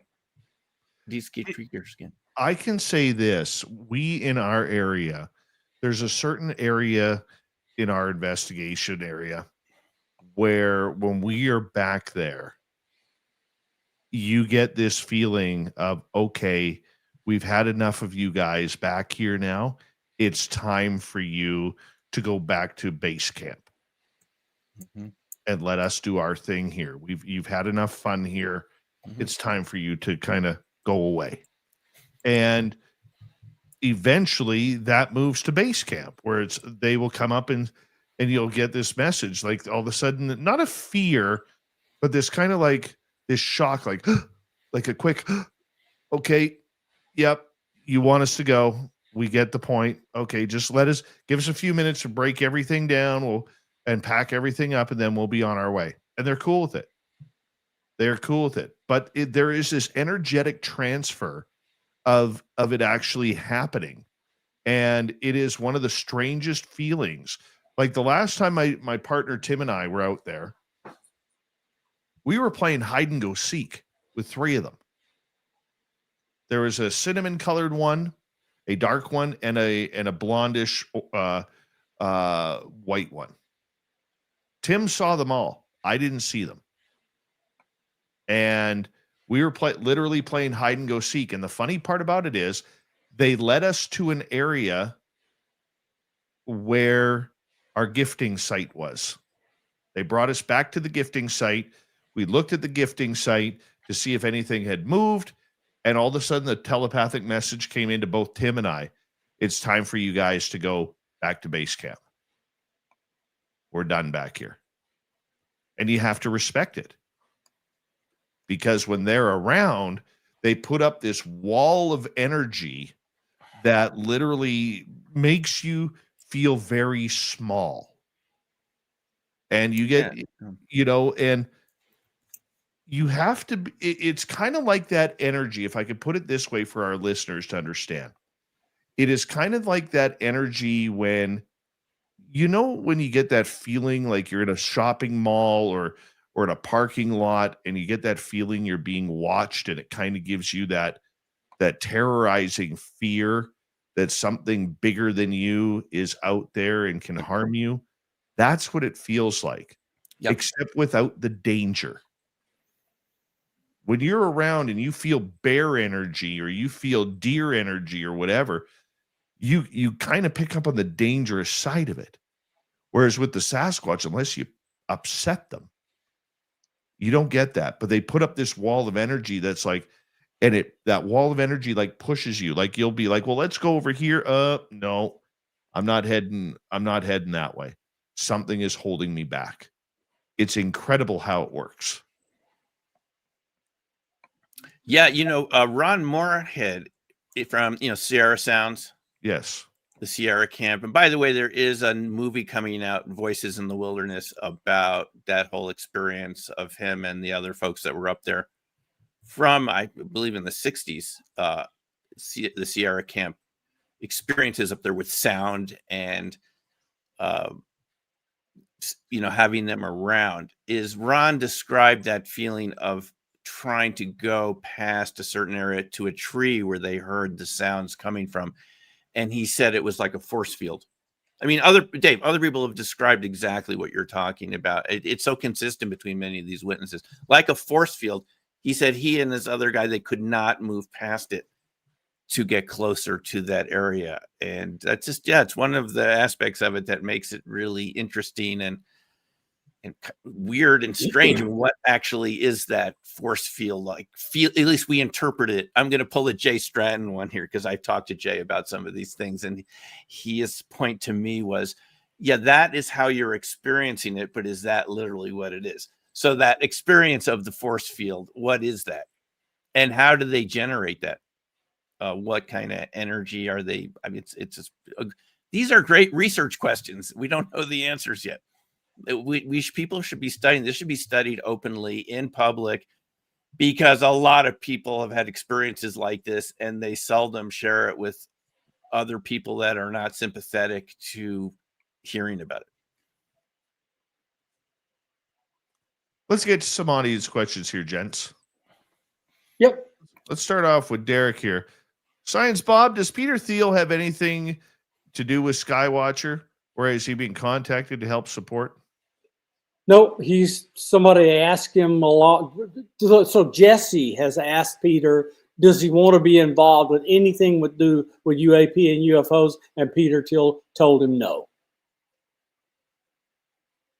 And Jesse, just so people don't know, Jesse Michaels worked for Peter Thiel, and he just does not want anything to do with UAP. Probably wants something to do with UFOs, not UAP. Could be. Could be.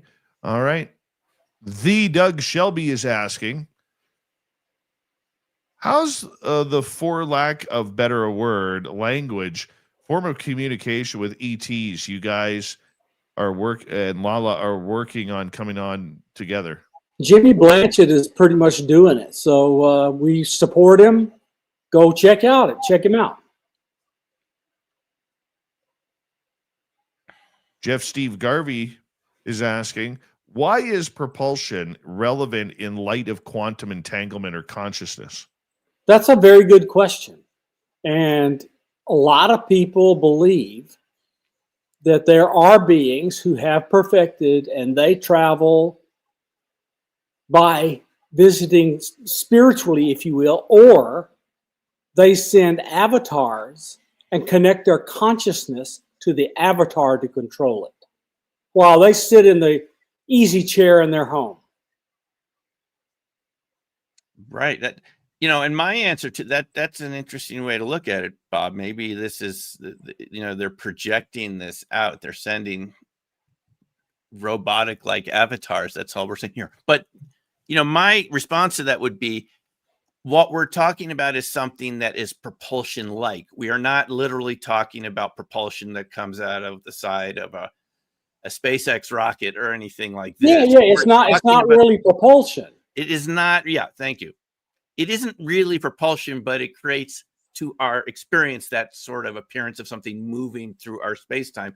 But if you're changing the structure of space-time so that it doesn't have the same sort of stationary qualities to it, and the motion becomes the natural feature of it, then you're just gliding through space-time with the more important factor is you're sitting in the bubble. You experience no acceleration. The space-time bubble is moving through space. Right. You're not moving. You're experiencing zero acceleration. Right, Bob. And that would explain why these craft are sometimes seen as able to create right angle turns at speeds that would turn us into mush, right? Because they're not experiencing that from their frame of reference. Their inertia is separated from the universe. And there's one more component to this, by the way, which we need to mention. This is, by the way, Bob, this goes back to our earlier discussion this evening. Why these phenomena look blurry. This is something that Jules and I like to talk about. This is already built into the whole Evo charge cluster perspective. When you begin to change permittivity and it begins to oscillate, researchers have said that their own reactors started to look blurry, right? And look bluish. They had this bluish mist emerging from they looked blurry, and it's a consequence of oscillating permittivity. And that connects to blurry ghosts, blurry UFOs, right?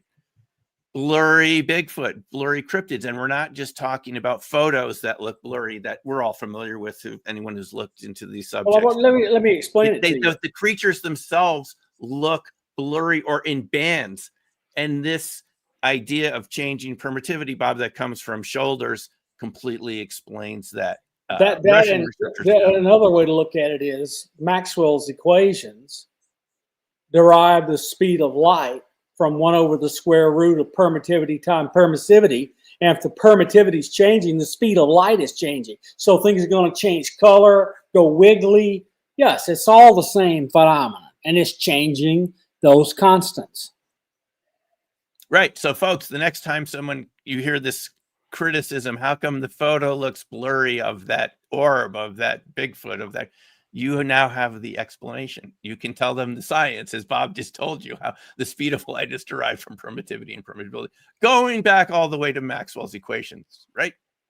Good old James. Exactly right. So you have a response now to the blurry photo criticism. The speed of light equals 1 over the square root of permittivity times permissivity. There you go. Way above my pay grade, man. Way above my pay grade. Let's go to Polly. How can you both explain contact through astral traveling from the science and experiencer sides? Well, look, you're moving your consciousness around via some kind of medium, and it's your perceptual system is being manipulated by your intention. So with astral projection, so it's really kind of problematic to call it traveling, because it's not traveling. No, I agree with what Bob is saying there. That it's a very important point, Polly, which is that when we do RV, it can give you the feeling of having moved to another location in your awareness, or you're picking up the information. In my view, that isn't literally astral traveling. It's the way your brain assembles the perception of getting non-local information. You're actually still in the room sitting at your desk writing, but it's assembling the feeling of being in another location the way your brain is doing it right now with this location that you're in, because it's doing a lot of work to create the room around you right now. It can do that with a non-local source if it wants to, if you give it permission to do that and it chooses to engage in that process. But having said that, Polly, I think there is something like astral travel. I'm not sure I actually recommend it. I mean, if you really want to pop your spirit out of your body, I'm actually even curious how we even have this in-body experience. So it's not something that I'm attempting to do, and I'm not sure I recommend it in general. But from the RV side, which is what Bob, we're talking about here, it's the feeling of the astral travel. Actually, it's not literally going. It's more like tuning a radio to different frequencies, and the frequencies are already there. But I mean, look, the human brain and the perceptual system and consciousness, etc., has a facility called neuroplasticity, and it's how babies learn. And so when they're young, their systems are very plastic. That means they're malleable. You can change them. As we get older, our things get set, but still with intention and focus and repetition, you can change the way your brain works. Sean McNamara, Rob Friedman, Wendy Gallant teach people who have never seen a thing in their life to see for the first time without eyes. You know, so remote viewers, through trying a reading, a task, and getting feedback, that's training your neuroplasticity. What do you get? What is the neuroplasticity training? It's training your filter how to tune out the noise and get the signal. Right. Neuroplasticity is the important thing in all of this. for training Ellen, how to do it. Ellen Langer at Harvard did a lot of experiments in that several decades ago with kittens, and she showed that kittens raised in a room around vertical lines only lost the ability to see horizontal objects, and vice versa, because as Bob is saying, it becomes kind of baked into the neural wiring. But the plasticity is what it sounds like. It's changeable, it's malleable, and with training and practice and consistency, you can rewire it to perceive reality in other types of ways. My favorite experiment, is take a pair of prism glasses, turn the world upside down. Within a few days, you can walk around like you didn't have the glasses on. Take them off, and you have to retrain your brain all again. We are very plastic, and that tells you that you can learn this stuff with the right inputs. All right, boys, let's go to another question. We have 4 minutes to go. Let's go to Wiruna in Australia. Is the thunderstorm generator, Malcolm Bendall, potentially using Evo or another form of plasma? Well, I think the answer is it's all in the same family of phenomena that we call self-organized plasmoids, and we can call them EVOs. We can, use Winston Bostic's language and call them plasmoids, which are plasma toroids. That's where the word comes from, toroidal being a vortex-like shape. So it's part of that family of phenomena that we call microball lightning, EVOs, self-organized plasmas. But I don't think there is another form of, plasma could take different shapes, but it's basically some sort of self-organized, microscopically structured plasmoids that have that nucleonic transformational ability. I think that's the simplest way to describe it. That's my understanding of it. And so plasma is atoms, if you will, in which the electrons are stripped off away from nucleus and flow around, not attached to anything except the aggregate. Right, electrically charged. All right, let's go to our final question from our audience. Let's go to Fast Hemi. Can Bigfoot be vulnerable to diseases like Alzheimer's or anything? I know that's an impossible question to ask, but I can see that they probably would have to go through some sort of health issues. I don't know the answer, but if they're biological, then their biology can be damaged. Yeah, people have noticed aging in them, older ones, behaving in ways that would be consistent with older people, right? You've read those descriptions from witnesses where they said they seemed kind of older and maybe, not quite as energetic, a little slower or something. So maybe that's possible. We don't really know, as Bob is saying, because we don't have any open evidence. It's not just UFOs that are kept in these classified programs, Bob. I'm pretty sure the government, which administers like 1/3 of the land in the US or something like this, knows about this subject extensively, and we haven't heard from about it. So maybe they would know. If the people of the United States knew how many laboratories, facilities, etc., we have underground where it looks like nothing, though it's bigger than New York City. What can I say? We have a lot of facilities you can't see stuff. Science Bob, we got 1 minute to go here before we have to say goodnight to both you and Dr. Simeon Hine. It's been a great show here, my friend. Where can people find you, Science Bob? Well, I'm on X at Bob McGwier, Science Bob _N4HY, which is my amateur radio call sign. And Bob McGwier on Facebook and Instagram, etc. And how about you, Simeon? Yeah, people are welcome to go to my blog, which is newcrystalmind.com, and that has links to all my other sites, the RV sites, books and things like that. Of course, I'm on YouTube. People are welcome to check out my YouTube channel, and I'm also on X, Twitter sometimes, and We love it. other platforms. Yeah. Gentlemen, you two are two of the best that are out there, and you always make for a great time on Spaced Out Radio, and I very much appreciate it on behalf of our audience, because it always is a good time with each and every one of you.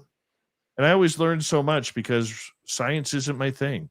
That's why I have you guys. You make me look smart.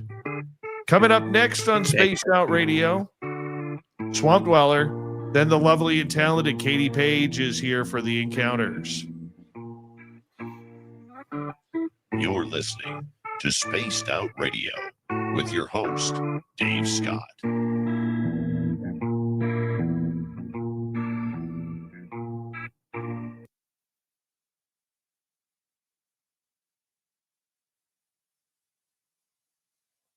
All right, gentlemen, thank you very much. Thanks, guys. It was a lot of fun. Appreciate I mean, you. it was great. Thank you as always. You're Yeah. you're my favorite guest. All right. Thank you too, Bob. And we'll see you next time. And don't miss RV coming up on Sunday if you're around. I'm definitely going to be there. Okay. All right, Talk to boys. you guys later. Take See care. you later. Science Bob and Simeon Hine, everybody. I'll be right back.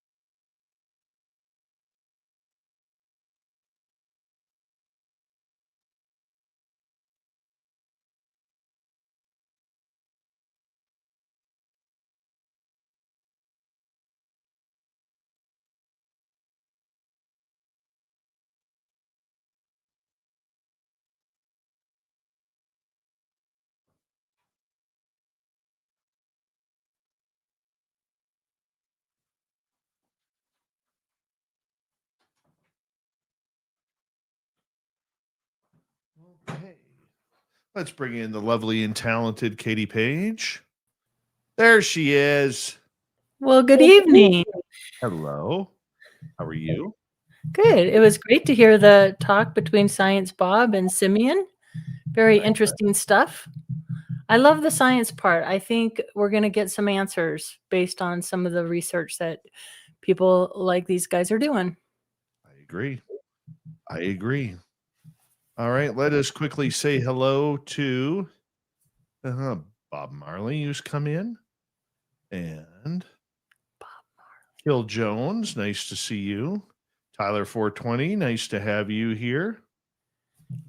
And scrolling on down. Hi, guys. I'm seeing hi, Katie's. Hi, guys. And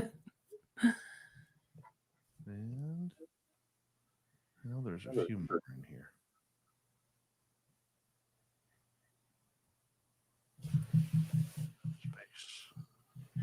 I was so excited to see the northern lights from my backyard in Colorado. I know. I can't see them. We're clouded over here.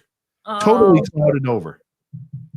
Well, last night was the first time I got to see him without just, I once before I was able to take pictures, but I didn't. Hold on, my dear. Here we go. Okay.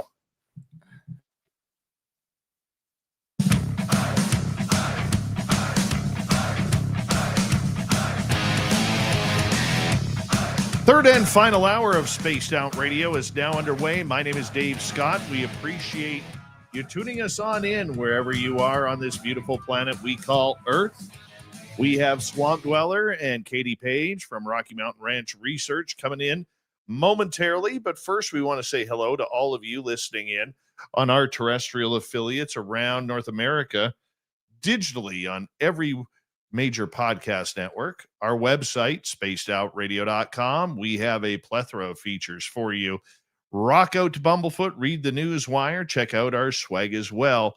Follow us on X at Spaced Out Radio, Instagram at Spaced Out Radio Show, and on Patreon in the Space Travelers Club. The Desert Clam has set the password for tonight in the SOR Space Travelers Club. Unacinus. Unacinus is your password. Use it wisely, Space Travelers, as the Clam sets the password each and every night right here on Spaced Out Radio. Let's head to the swamp. Hello and welcome to Spaced Out Radio's Swamp. I'm Swamp Dweller, and tonight I'm going to take you on a mystic journey of the unknown, sharing tales of monsters, legends, and nightmares. Welcome to the Spaced Out Radio Swamp. For 61 years, Adele Marie Wells has been missing with no trace of where she went. Just 7 years old at the time, Adele was a second-grade student at Jefferson Elementary. On this day in particular, though, Adele had stayed home sick with a cold. Sometime during that day, though, she decided she wanted to go to the school to perhaps see her friends. Apparently, she stopped at her grandmother's house along the way, which is just a few blocks away from the school. The last time anyone would see Adele was leaving her grandmother's home that afternoon. She never ended up at the school, and sadly, has never been heard from again. This is truly sad and tragic, as a missing child is surely the worst feeling possible for a parent. Local Flint police state that they had very reliable reports of a young unknown male carrying a small girl to a dirty, black Chevrolet. Witnesses say the girl was between 8 to 10 years old by the looks of it. All the reports say that this sighting took place near the creek on Lewis Street.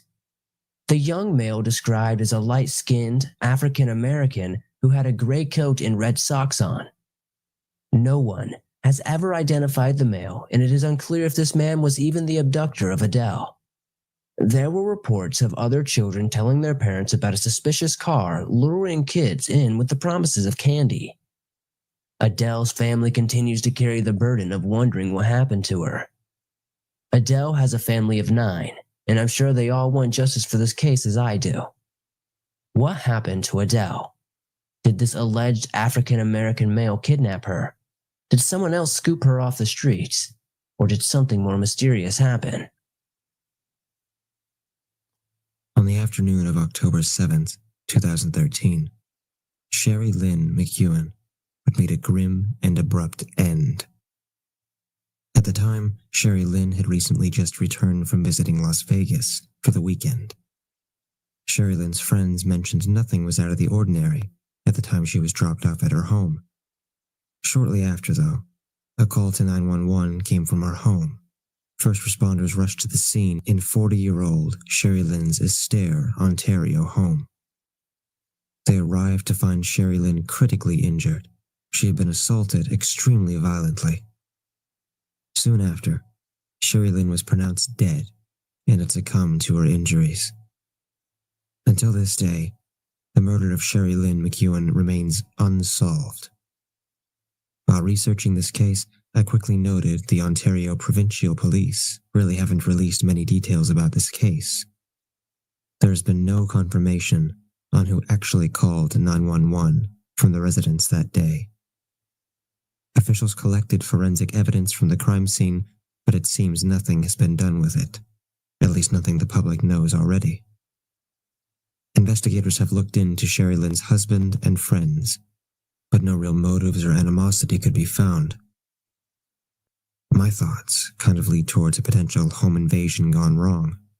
I've read cases about squatters invading people's homes when they leave for trips, and when the owners returned, they were brutally murdered.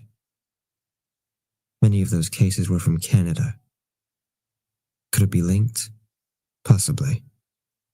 At the end of the day, though, this case is unsolved, and any new information would be greatly appreciated.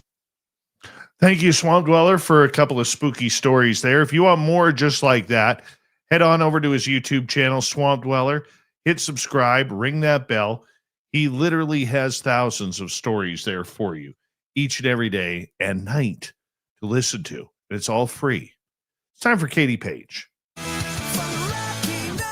Here comes Katie Page. On Space Out Radio. Katie will creep us, yeah, it's time for a neon SORC encounters.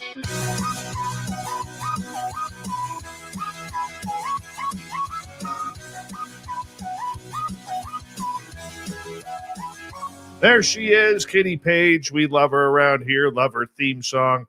And it is a perfect way to bring Katie in for the encounters. Katie, how's it going? Oh, let me unmute you here. I got you muted. There we go. I said I'm doing well. I need a copy of that tune. If I'm having a bad day, I just have to play that and do. Absolutely. That's what we do. That's what we do around here. It's good to be here.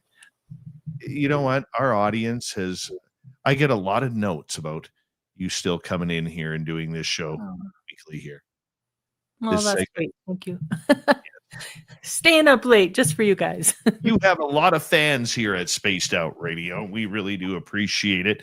And you have kind of been doing this tour around North America on strange stories. I have, and we are still on the letter C. And so we're headed back east tonight to Connecticut. And the first case comes out of 1953. And I love these old cases. The older, the better, I think, especially now with AI and everything being so unreal. It's like, I love going back in time. But this one is called The Men in Black of Bridgeport. And Bridgeport, Connecticut, it says Elbert Bender, the founder of the International Flying Saucer Bureau, reported being visited by 3 men in black after announcing he had solved the flying saucer mystery. The MIBs, described as wearing black suits and exuding a not of this world aura, warned him to cease his investigations. Bender later wrote a book called Flying Saucers and the 3 Men in Black. So, of course, you know, Dave, I had to go check the library, and sure enough, I have the book. And so in here, I don't know, I'll try and put it up to the camera here.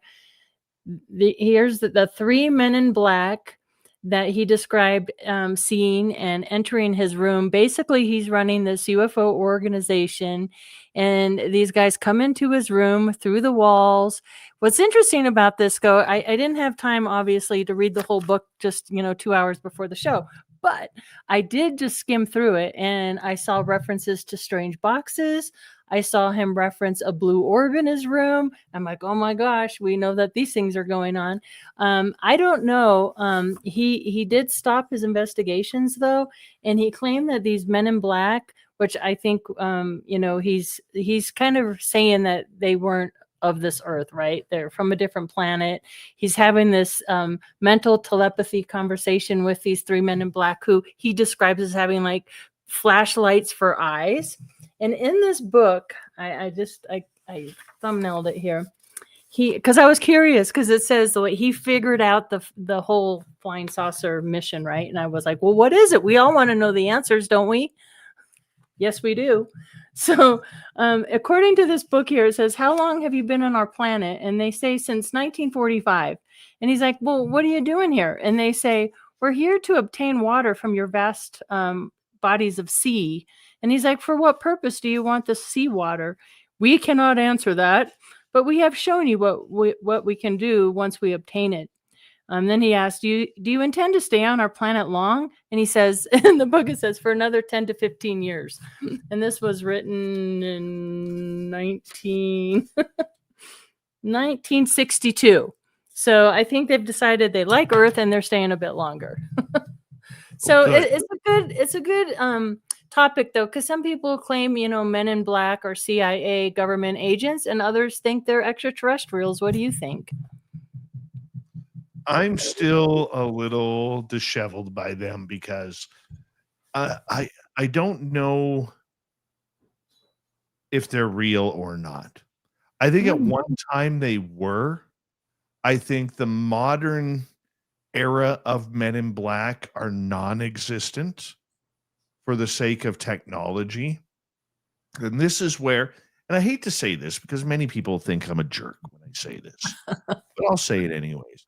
When I hear a lot of these podcast hosts and even guests come on and, I was, all of a sudden there was, I had this UFO sighting and all of a sudden there was a black helicopters flying over my house and Men in Black or blacked out SUVs were driving down my road. Do you know how many blacked out SUVs are out there?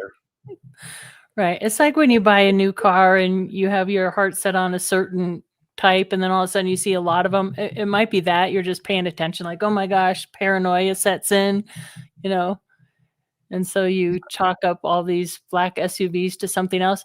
I kind of disagree with you just a little bit. I do agree with you in the fact that Men in Black have changed. I think they're still around though, and I think they approach the topic much differently.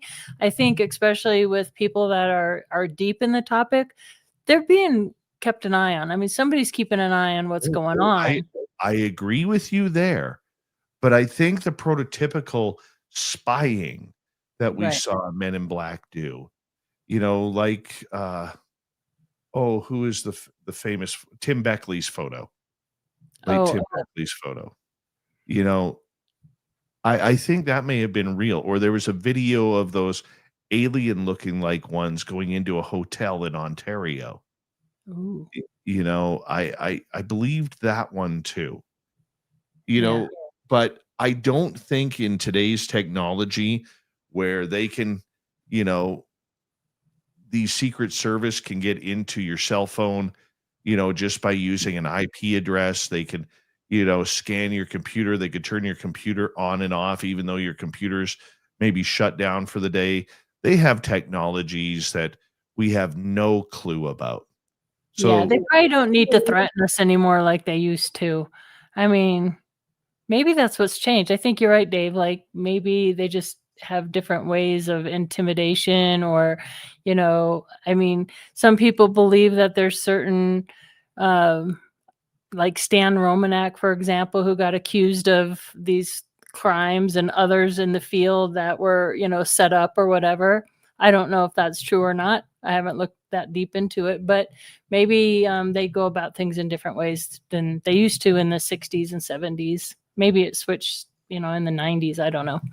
But I'm going to add to that, if you don't mind, because I bet you there is still an incarnation of the Men in Black that is more like the movie than chasing down UFO researchers. What if there are Men in Black out there that are literally, lack of a better term, hunting down aliens, making sure whatever species are here that they have checked in, they have had their passports stamped, that they have had, the ability to say, okay, this is where you guys could fly in, fly out. This is where you could stay. These are the disguises you could use, whatever it may be. Yeah, they're all working at the post office. You don't know who's sorting the mail. And the way our mail's been going lately, I would tend to believe it's probably extraterrestrials back in the mailroom. You look at Hollywood, and I know I'm taking a tangent here for a second, Katie, but you're fun to talk to about this. Okay. If you look at Hollywood, whether it's the Men in Black or whether it's Independence Day, the Terminator movies, Close Encounter of the Third Kind, many others. Okay. Yes, there is spacklings of fiction in all of those movies, but there's a reality to those subjects as to why they were filmed. I look at the scene in Independence Day about where they go into Area 51, into that base in the mountain. Mhm. Okay. I mean, that is an incredible scene of, we believe there are bases out there at Area 51 that are built into mountainsides. Right. Okay. If you believe the Bob Lazar story, that's what it's about. And he told that story well before Independence Day. Right. If you look at Close Encounters of the Third Kind with little Barry, with his toys going all over the place and in a childlike humor, thinking this is all in fun before he's grabbed and taken and then brought back. Right. The way they are taken is incredible. Like, how did Steven Spielberg figure that part out? Right. He You know, knows that's something. There's like Easter eggs, especially in Close Encounters of the Third Kind. The number 33 can be found throughout the movie, which I think is interesting. So I think there's little hints of truth. So through these movies, maybe they're privy to some information that the general public is not. Little Easter eggs are hidden in there. So I absolutely agree with you on that one. Yeah. It's sort of like conditioning all of us to be ready. Absolutely. You And know? I think that that's something that they have perfected. Do I you think really any Men do. in Black are aliens, though? Could be. Well, it's a good way to disguise themselves. Right, according to this book right here, they come down and take humans to their planet and use their suits as like bodysuits. And I'm like, what? Anyway, yeah. So that's interesting. I'll have to read the rest of that one. Okay, do we have time to do a couple more from Connecticut? We do. We got 6 minutes. 6 minutes. Okay. This one is just this is called The Little Men and the Branch Hill Frogmen. So this is Branch Hill near Loveland, Ohio, but also is reported in Connecticut. This is March of 1955. So this is an old one too. Basically, there's multiple witnesses reporting 3-foot tall grayish beings with frog-like faces, smooth mouths, and this is fun, and wearing baggy clothing. So look at 3 feet frogmen wearing baggy clothing in 1955, Connecticut. That's an interesting one. Okay, this one's called the Old Saybrook Window Entity, Old Saybrook, Connecticut, December 16th, 1957, between 2 to 3 a.m.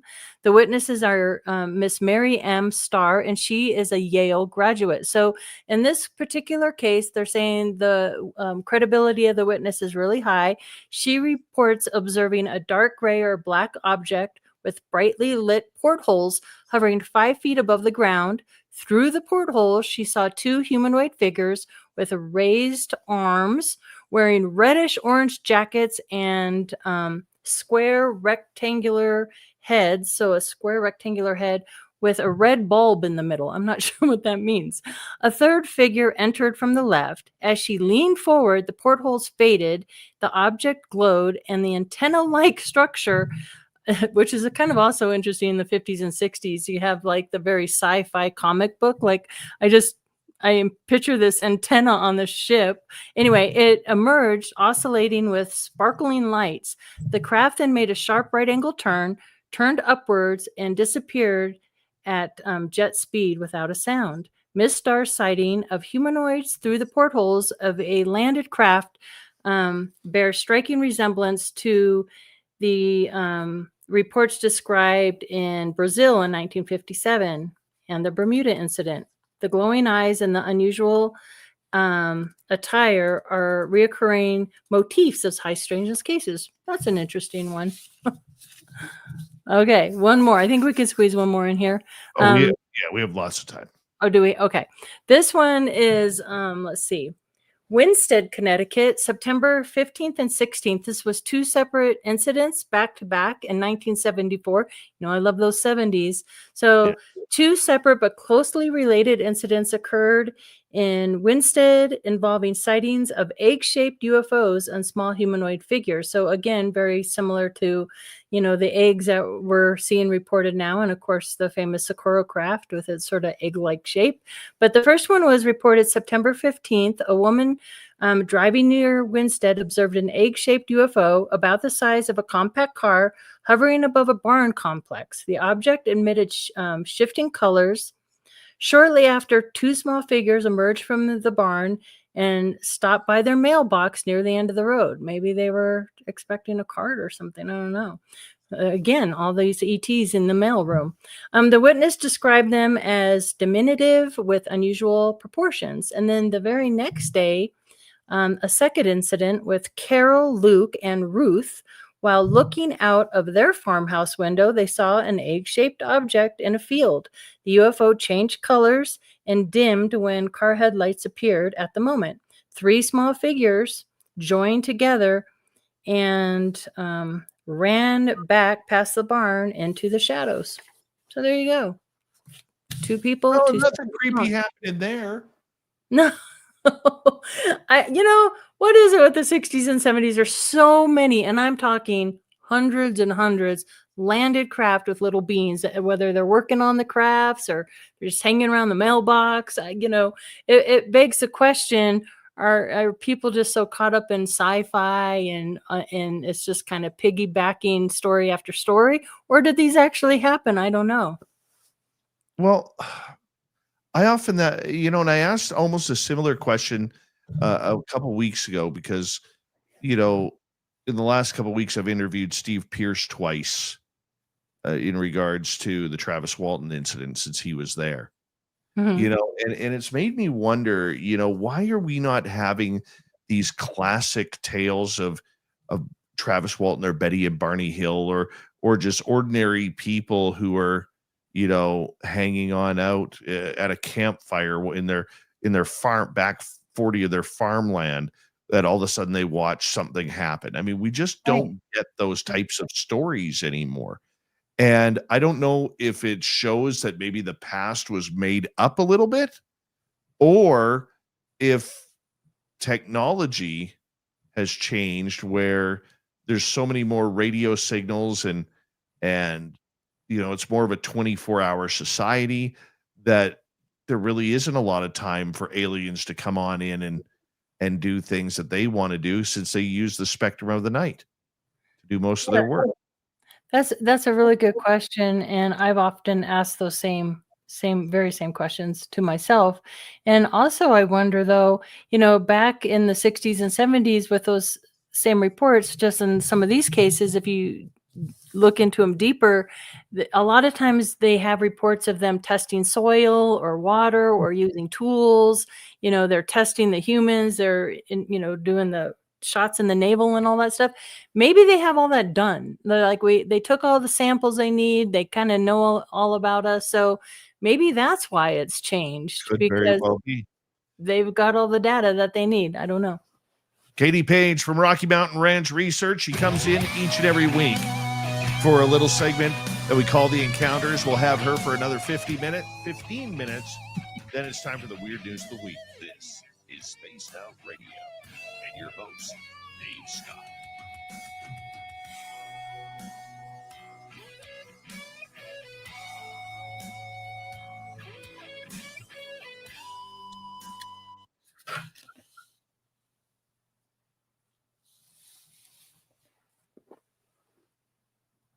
All right, we are clear. Awesome. This is exciting.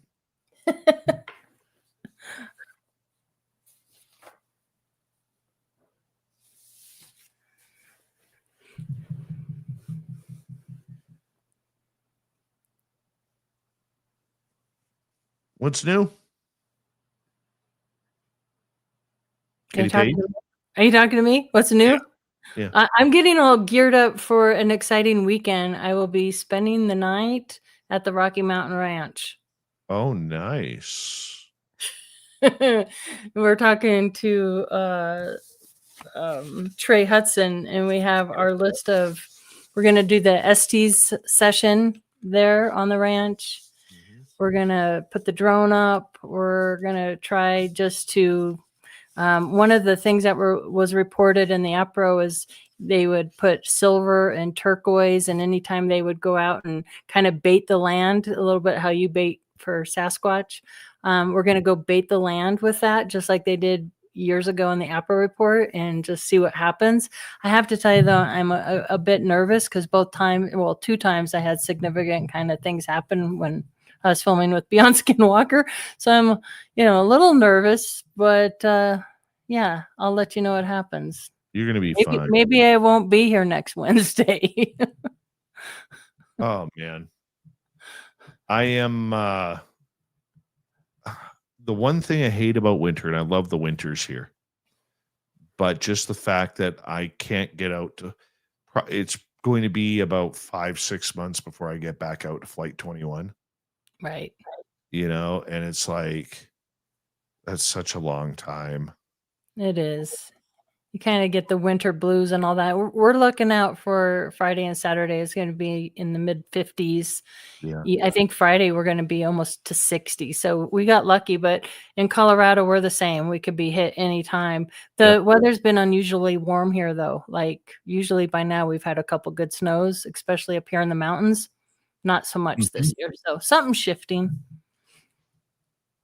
We're in normal time right now. So, I mean, usually last year, this time we did have some snow on the ground, then it melted, then it came back, but it shifted a little bit where we're not getting like the heavy snow until like December. Yeah, it is. It feels like we're just kind of doing this. I guess that's normal for, Yeah. Does that, but. We got 2.5 minutes. Oh, okay. I don't want to read any more of these cases until we come back on. Yes, bad cop. Dave does have a snowblower. I haven't had to use it the last couple of years. The snow hasn't been very thick. So right. It's just sitting in my shed waiting. Are you on property there, or are you in Yeah, I have just under half an acre. Oh, nice. All right. Yeah. Big enough for a riding lawnmower. I love way to do it. The lawnmower is awesome. Yeah, anytime you can have a cocktail or drain, just mow, that's a good thing. You know what I do enjoy, though, is when it's like -10, -20 outside, and you have a campfire going in the fire pit. That's roasting marshmallows when it's cold outside. Awesome. Or sitting in the hot tub when it's freezing out. I don't have a hot tub. I don't anymore either. I used to. I miss it. Yeah. You'd be surprised how many UFO sightings we get from people sitting in hot tubs. Oh, yeah. Sitting in hot tubs, walking their dog, smoking a cigarette. That's the other one. Out smoking a cigarette, and there it is. We had a sighting a number of years ago of a black triangle. And it was starting to, we were sitting in the hot tub, and it was coming over it was coming over from southeast to northeast, and all of a sudden the front light of it did a 90-degree turn off to go straight east, and the other two kept going until they got to the handle of the Big Dipper, and they stopped. Whoa. Yeah, and they just sat there. Yeah, going, hey, I want to go hot tubbing too. Yeah, they are it was pretty attracted to amazing. water.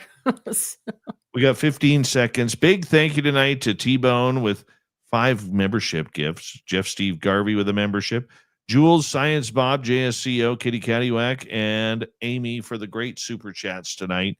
Thank you for the love, everybody. Here we go.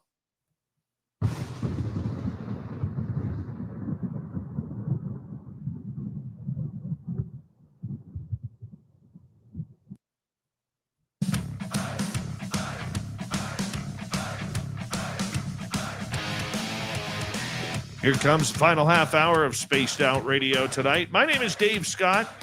Thank you very much for tuning us in wherever you are on this beautiful planet we call Earth. Before we bring back Katie Page, we want to remind all of you that if you missed portions of this show or others, our archives are always free on YouTube or any major podcast network. Our website, spacedoutradio.com. We have a plethora of features for you. Rock out to Bumblefoot, read the news wire, check out our swag as well. You can follow us on X at Spaced Out Radio, Instagram at Spaced Out Radio Show, and on Patreon in the Space Travelers Club. Here's Katie Page from Rocky Mountain Ranch Research out of Colorado, where we are hanging on out, and she is giving us encounters from every state and province in North America. Katie, welcome back. All right. We are continuing Connecticut here. And I would like to say, too, that all of these cases I am getting from ufodex.com, which is Ryan Wood's, index of just thousands of scanned documents from books and articles and journals and you name it. So it's a very dedicated way to ask your questions. And you can visit ufodex.com and ask your questions, and you'll get your answers back. So it's a really cool resource to have for all of us out there. Okay, moving on to Connecticut, we have the Highland Lake strip of lights. This one is a mass sighting. Who knew there was a mass sighting in Connecticut? I did not until I just pulled this up from UFODex. So the date is 1988. And this report says there were over 200 witnesses to this airborne strip of lights illuminating the night sky above Highlands Lake, which again, another water, but this is way before. My first thought, I was like, oh, it was probably just Starlink. I don't think we had Starlink in 1988. So don't you love it when people give 2025 answers to 1970s or 60s right phenomena? Yeah. Actually, it's 1986. Okay, with my glasses, it's 1986, not 88. But anyway, so the lights moved in coordination fashion. The event lasted several minutes. The area is known for repeated UFO activity, including reports of bright ovals landing on mountains and glowing objects flashing red and green along Route 8. So that's interesting. Now here's another wave in Connecticut, the boomerang UFO wave, which kind of reminds me of the Hudson Valley. Western Connecticut. So we're talking Danbury, Bethel, Newtown, Brookfield, and Reading. I've never been to Connecticut myself, so I'm not familiar with these locations. But this is 1982 through 1984. Multiple witnesses, including police officers and professionals, reported massive silent boomerang-shaped craft with rows of lights. The objects often responded to witnesses' thoughts or actions, suggesting a psycho-interactive component, which is interesting. You hear that sometimes in these cases where people feel like they're communicating telepathically, even from that large distance away, where they claim that whatever's in the craft is aware of their presence and is responding mentally to them. So that's a report of that. So last one for Connecticut, then we're moving on to Quebec. Beautiful. Yes. Okay. This is the Danbury Waterbury Interstate 84 UFO flap, another flap along I-84 between Danbury and Waterbury, May 26th through May 29th, 1988. I knew there was an 88 one in here. Again, hundreds of people saw a huge object with bright lights flying low near Interstate 84. Police initially attributed the sightings to ultralight aircraft from Candlewood Airport, but many witnesses insisted the object was a single massive craft. The event was characterized by coordinating movements, pure silence, completely silent, and lack of conventional aircraft features. So there were no navigation lights, no wings, no propellers, no anything like that. So a couple mass sightings in Connecticut. Interesting. I did not know that. Sightings. Yeah, I did too. Yeah. I love these obscure cases. And I specifically, when I'm searching UFO decks, I want to know the ones that we haven't heard of before, you know? Okay, so moving on to Quebec. Oh, you're going to love this, Dave. Okay, this one is dated October 12th, 1796. Oh, beautiful. 1796. It's called the Bay of Fundy. Yep. Do you know this one? No, but I know the Bay of Fundy. Okay, this is called the Bay of Fundy, Quebec, the early occupant sighting. One of the earliest recorded UFO occupant encounters in North America, and perhaps the first in Quebec, comes from the diary of Simeon Perkins, a respected merchant and diarist in Liverpool, Nova Scotia.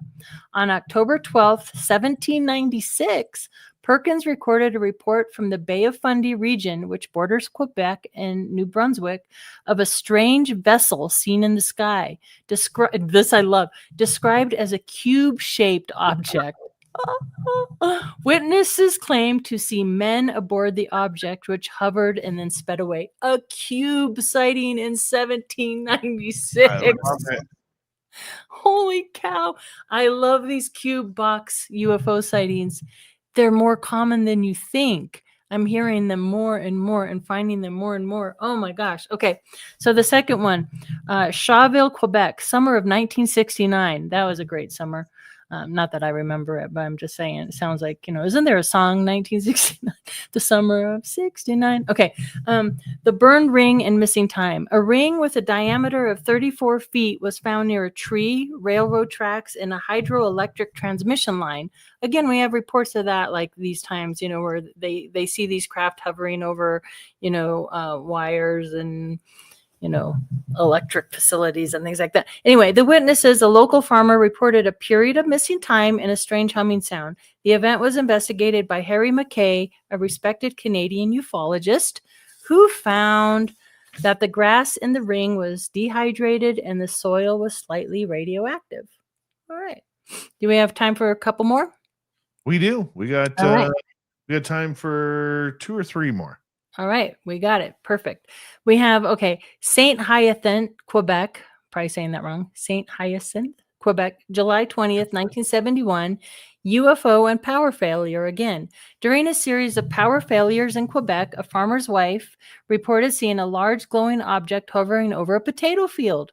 The object emitted a high-pitched sound and intense heat, forcing the family into their cellar. Investigators Claude McDuff and colleagues found that the power failure coincided with the UFO sighting and no thunderstorms were recorded in the area. Okay. Then also, so now we're moving on to June 25th, 1974. I love this one. Wendover, Quebec, a robotic occupant in glowing discs. I like these robotic ones because it reminds me of Tubby Guy at Rocky Mountain Ranch. He's kind of robotic. Mr. L and his wife reported seeing a large dish-shaped orange disc covering 15 feet above the ground outside their mobile home. 3 more discs joined it, each with glowing red horizontal bars. 3 humanoid robot-like figures emerged and examined a nearby mobile home assembly for 3 hours. The witnesses described the beings as about 5 feet tall, metallic, and stiff in movement. The event was covered by local radio, investigated by David Branch. And here's a quote that the witnesses said. So the witnesses said, the extraterrestrial visitors seemed to examine the shaft and wheel assembly of a nearby unassembled mobile home for approximately 3 hours before moving on. The witnesses reported feeling both frightened and intrigued by this encounter, unsure about what they should do during their time with these mysterious beings. Can you imagine? Okay, so you're in your mobile home. You're watching this disc for 3 hours. Wouldn't you be compelled to make contact, or what would you do, Dave, if an hour goes by and they're still doing something across the street? Would you make contact? What would you do? I think you'd have to try. I think so. You just can't, sit there and do nothing about it. Like you're playing, waiting for your lucky number in bingo. Yeah, like SOS out the window, something. I don't know. Right? I don't know. Some of these older cases are just so entertaining and fun. But yet I still think they're important to look at because we can pull things that are relevant today and still make connections to a lot of these things, like the big box. Like, right? I mean, Right. I don't know. So yeah, I would definitely try to get a flashlight and communicate. We got time for one more. I'm out. I don't have any. Well, then we are good. Yeah. We are very good. Katie Page, tell everybody where they can find and subscribe to your YouTube channel. Rocky Mountain Ranch Research with Katie Page on YouTube. Beautiful. And your email? My email is rockymountainranchresearch@gmail.com. Thank And you, you can go to my website too, and you can contact me there through that, and I'll get your messages. So, Well, we appreciate you coming back on Spaced Out Radio. We'll talk to you next week. well, hopefully I'll be back here next week if we survive the weekend. Oh, you will. We'll have a lot to report. Maybe we'll skip it and just tell you what happened. We could do that too. We can do whatever you want, my friend. Okay. Take Good night, care. everybody. Good night. All right, night. let's go to the news. As God is my witness, I thought turkeys could fly. Ladies and gentlemen, here is the latest bulletin from the Intercontinental Radio News. Loud noises! I am good at things, fighting and reading the news. It's time once again for Spaced Out Radio's Weird News of the Week. A self-proclaimed fortune teller and her assistant have been charged with duping vulnerable clients of tens of millions, not tens of thousands, tens of millions of dollars. Yes, a 53-year-old and 25-year-old were arrested at a home in Dover Heights in Sydney's east on Wednesday morning when specialist police raided their property. The older woman, who claimed to be a feng shui master and fortune teller, allegedly exploited vulnerable clients by persuading them to take out financial loans based on predicting there was a billionaire in their future while taking a share for herself. The fraud, allegedly orchestrated by the older woman with the help of the younger woman, is estimated to be nearly 70 million Australian dollars. Wow. Police seized financial documents, mobile phones, and other electronics, luxury handbags, a 40-gram gold bar worth 10,000 Australian dollars, and a big stack of casino chips. Yet the crime commission from the area froze an additional 15 million worth of assets, bringing the total amount of assets linked to the syndicate seized to around $75 million. That is one expensive psychic. The older lady has been charged with 39 offenses, including knowingly directing activities of a criminal group, dishonestly obtaining financial advantage by deception, knowingly deal with proceeds of crime, intent to conceal, and deal with the identity info to commit indictable offenses. The younger woman was charged with dishonesty, obtaining financial advantage by deception, deal with identity info to commit indictable offense, and participate criminal group, contribute criminal activity. Financial crime detectives launched an investigation in January of 2024 in a criminal syndicate targeting Sydney automotive financing companies under Strikeforce Middleton. The syndicate was initially found to have been allegedly using stolen personal information to apply for loans through financial companies to purchase luxury ghost cars that didn't exist. Wow. Further investigation revealed the alleged offending also involved large-scale personal business and home loan frauds against multiple financial institutions. The two women were allegedly identified as intrinsically involved with the syndicate, while 17 people had previously been charged under the strike force Middleton and remain before the courts with 60 million Australian bucks in assets in having been restrained. Detectives have been working tirelessly to uncover this fraud. And, let me just say this. This is why I have a real problem with a lot of these intuitives out there, because they are taking advantage of good people who are going through a tough time. All right. I know psychic people. There are psychic people that I totally trust. But when you get people who are vulnerable, destitute, maybe they lost a loved one, they can't find a job, maybe it's a family who cannot get pregnant and they're looking for any sort of hope, these people are predators. Do your homework, okay? If you go to a psychic and let's say they charge $200 an hour, that's fine. But if they say you have to pay me, or in order for me to cleanse your body of the spirits that are holding you back from getting pregnant, and it'll be about $17,000, that's fraudulent. Totally fraudulent. There are good psychics out there, my friends. Very good psychics. We've had a number of them here on this show. But just be careful, because there's a lot of people trying to take advantage of you. All right. I don't know what this guy was thinking. I really don't. But this falls into the Dave category of dumb. Mauricio Hoyos remembers the pressure that the jaws of a female Galapagos shark exerted on his skull. The animal had lunged at him with astonishing speed, giving him barely enough time to duck his head in a last-ditch effort to protect himself and his jugular vein. When the shark closed its jaw, I felt the pressure of the bite. After what I think was a second, it opened again and let me go, Hoyo said, from his home in Baja California, Mexico, a little over a month after surviving the incident. Hoyos, a marine biologist with over 30 years' experience studying sharks in their natural habitat, was on a research trip in Costa Rica when he was attacked by the shark in September.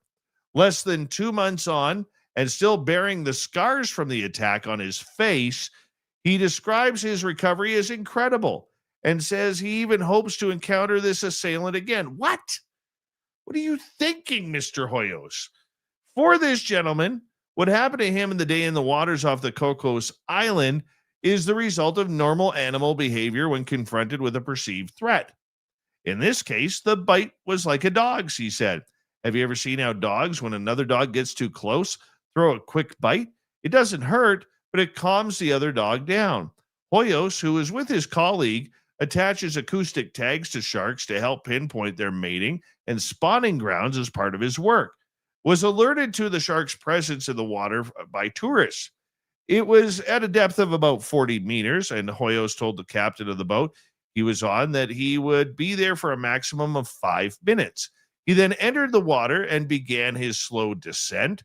Hoyos recalls encountering the shark, the giant female, measuring between 3 and 3.5 meters, so that's around 10 to 11.5 feet, swam by and headed toward the bottom. And I positioned myself to tag her at the base of her dorsal fin. But Hoyos, who has tagged many kinds of sharks in the decades-long career, says this animal reacted differently to others. Obviously, the metal tip attached to the cable hanging from the probe, goes in, and unlike other sharks I've tagged that immediately flee, she turned around and stared at him. I saw her little eye looking at me, and I saw her very calmly turning around. Hoyos then said that the sharks gazed at him, and this wasn't romantically, by the way. The shark was gazing at him as it swam away, but then suddenly, out of nowhere, it lunged at him. I lowered my head, and what felt like it was lowering its jaw, digging into my cheek and my upper jaw into my head. I was there. I imagined for a second, no more inside the jaw, and then it completely opened up again. When it closed, I felt the pressure of the bite, and then it just let me go. The Galapagos shark's 29 serrated teeth not only left Hoyos with deep wounds to his face and head, but also severed the airline of his diving apparatus. He had survived the shark attack, but still in mortal danger because he didn't have any air. Like, leave the sharks alone. Yeah, I can cross another place off this planet. I'm not going. In North Carolina, a woman will have to pay $1.7 million after a jury found her liable for destroying a Durham couple's marriage. The lawsuit filed in Durham County Court accused Brene Kennard, an influencer with nearly 3 million followers on TikTok and over 274,000 on Instagram, of seducing and having an affair with her manager, Tim Montague. She was receiving justice from losing her husband and the father of her children, says Robinetta Jones, who was the attorney for Akira Montague, Tim Montague's ex-wife. The jury found Kennard liable for criminal conversation and alienation of affection. North Carolina's alienation and affection law allows a spouse to sue the person they blame for the affair that ends a marriage. North Carolina is one of the few states that allows jilted spouses to continue their anger and take it out on the person who may have caused it. Yeah, Akira Montague, who brought the suit to civil court, married Tim Montague in October 20th, 2018. And, Kennard slammed the verdict, saying that Montague knew her marriage was over and allowed the affair. She gave her consent, Kennard said. She said it was okay because she knew her marriage was over and it was done. Well, apparently not. This lady wanted to absolutely cash in on this. This isn't precedent either. In 2018, NFL star Fletcher Cox was sued by a North Carolina man named Joshua, who claimed the football player had an affair with his wife. The lawsuit ended in an undisclosed settlement. Yeah, it happens. Big thank you tonight to Science Bob and Science Simeon for coming on in for Science Bob and Friends. Thank you to Katie Page for joining us as well. And of course, Swamp Dweller. And all of you, I hope you enjoyed tonight's show as we say hello to Mr. Ron Bumblefoot Thal. Rocking in the background with Little Brother is Watching. Bumblefoot is the official music of Spaced Out Radio, rocking us in and out of every single show. Get your horns up for the guitar god himself.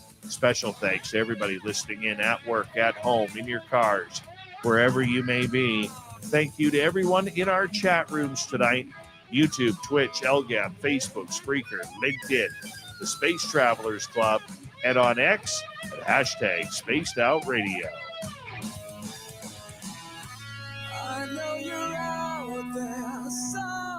Remember, this show is copyright by Spaced Out Radio and Bigfoot Broadcasting Limited.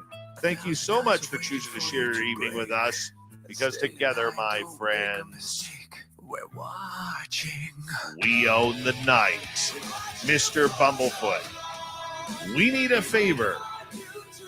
We need you to take us home.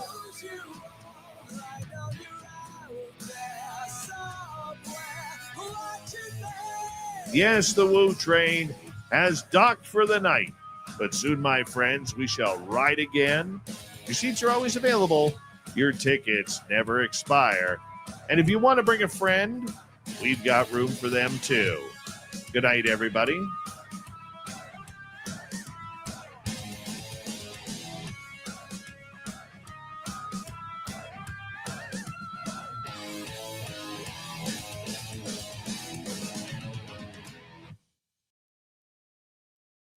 That was a good show. That was a good show. What do you think?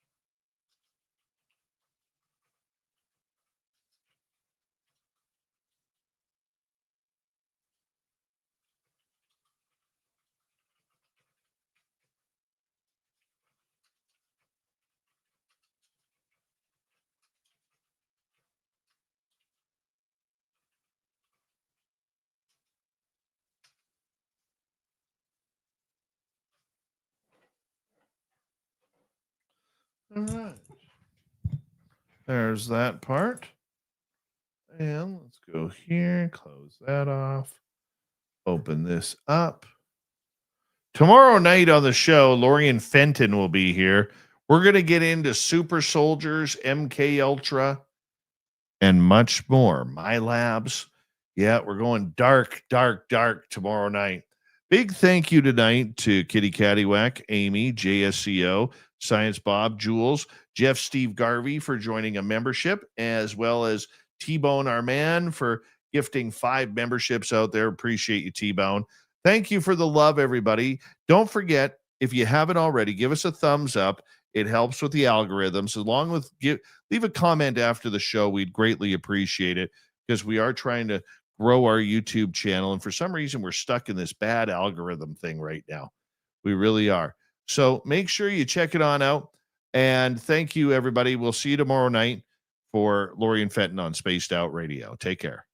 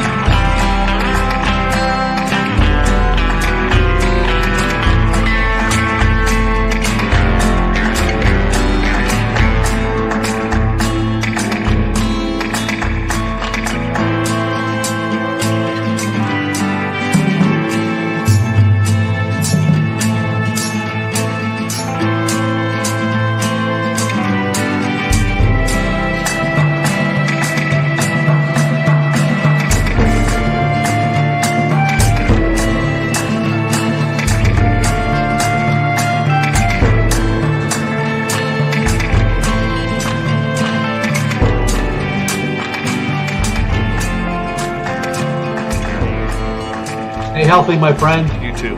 You need bail money, give me a call. Always, Dad. Take care. You too.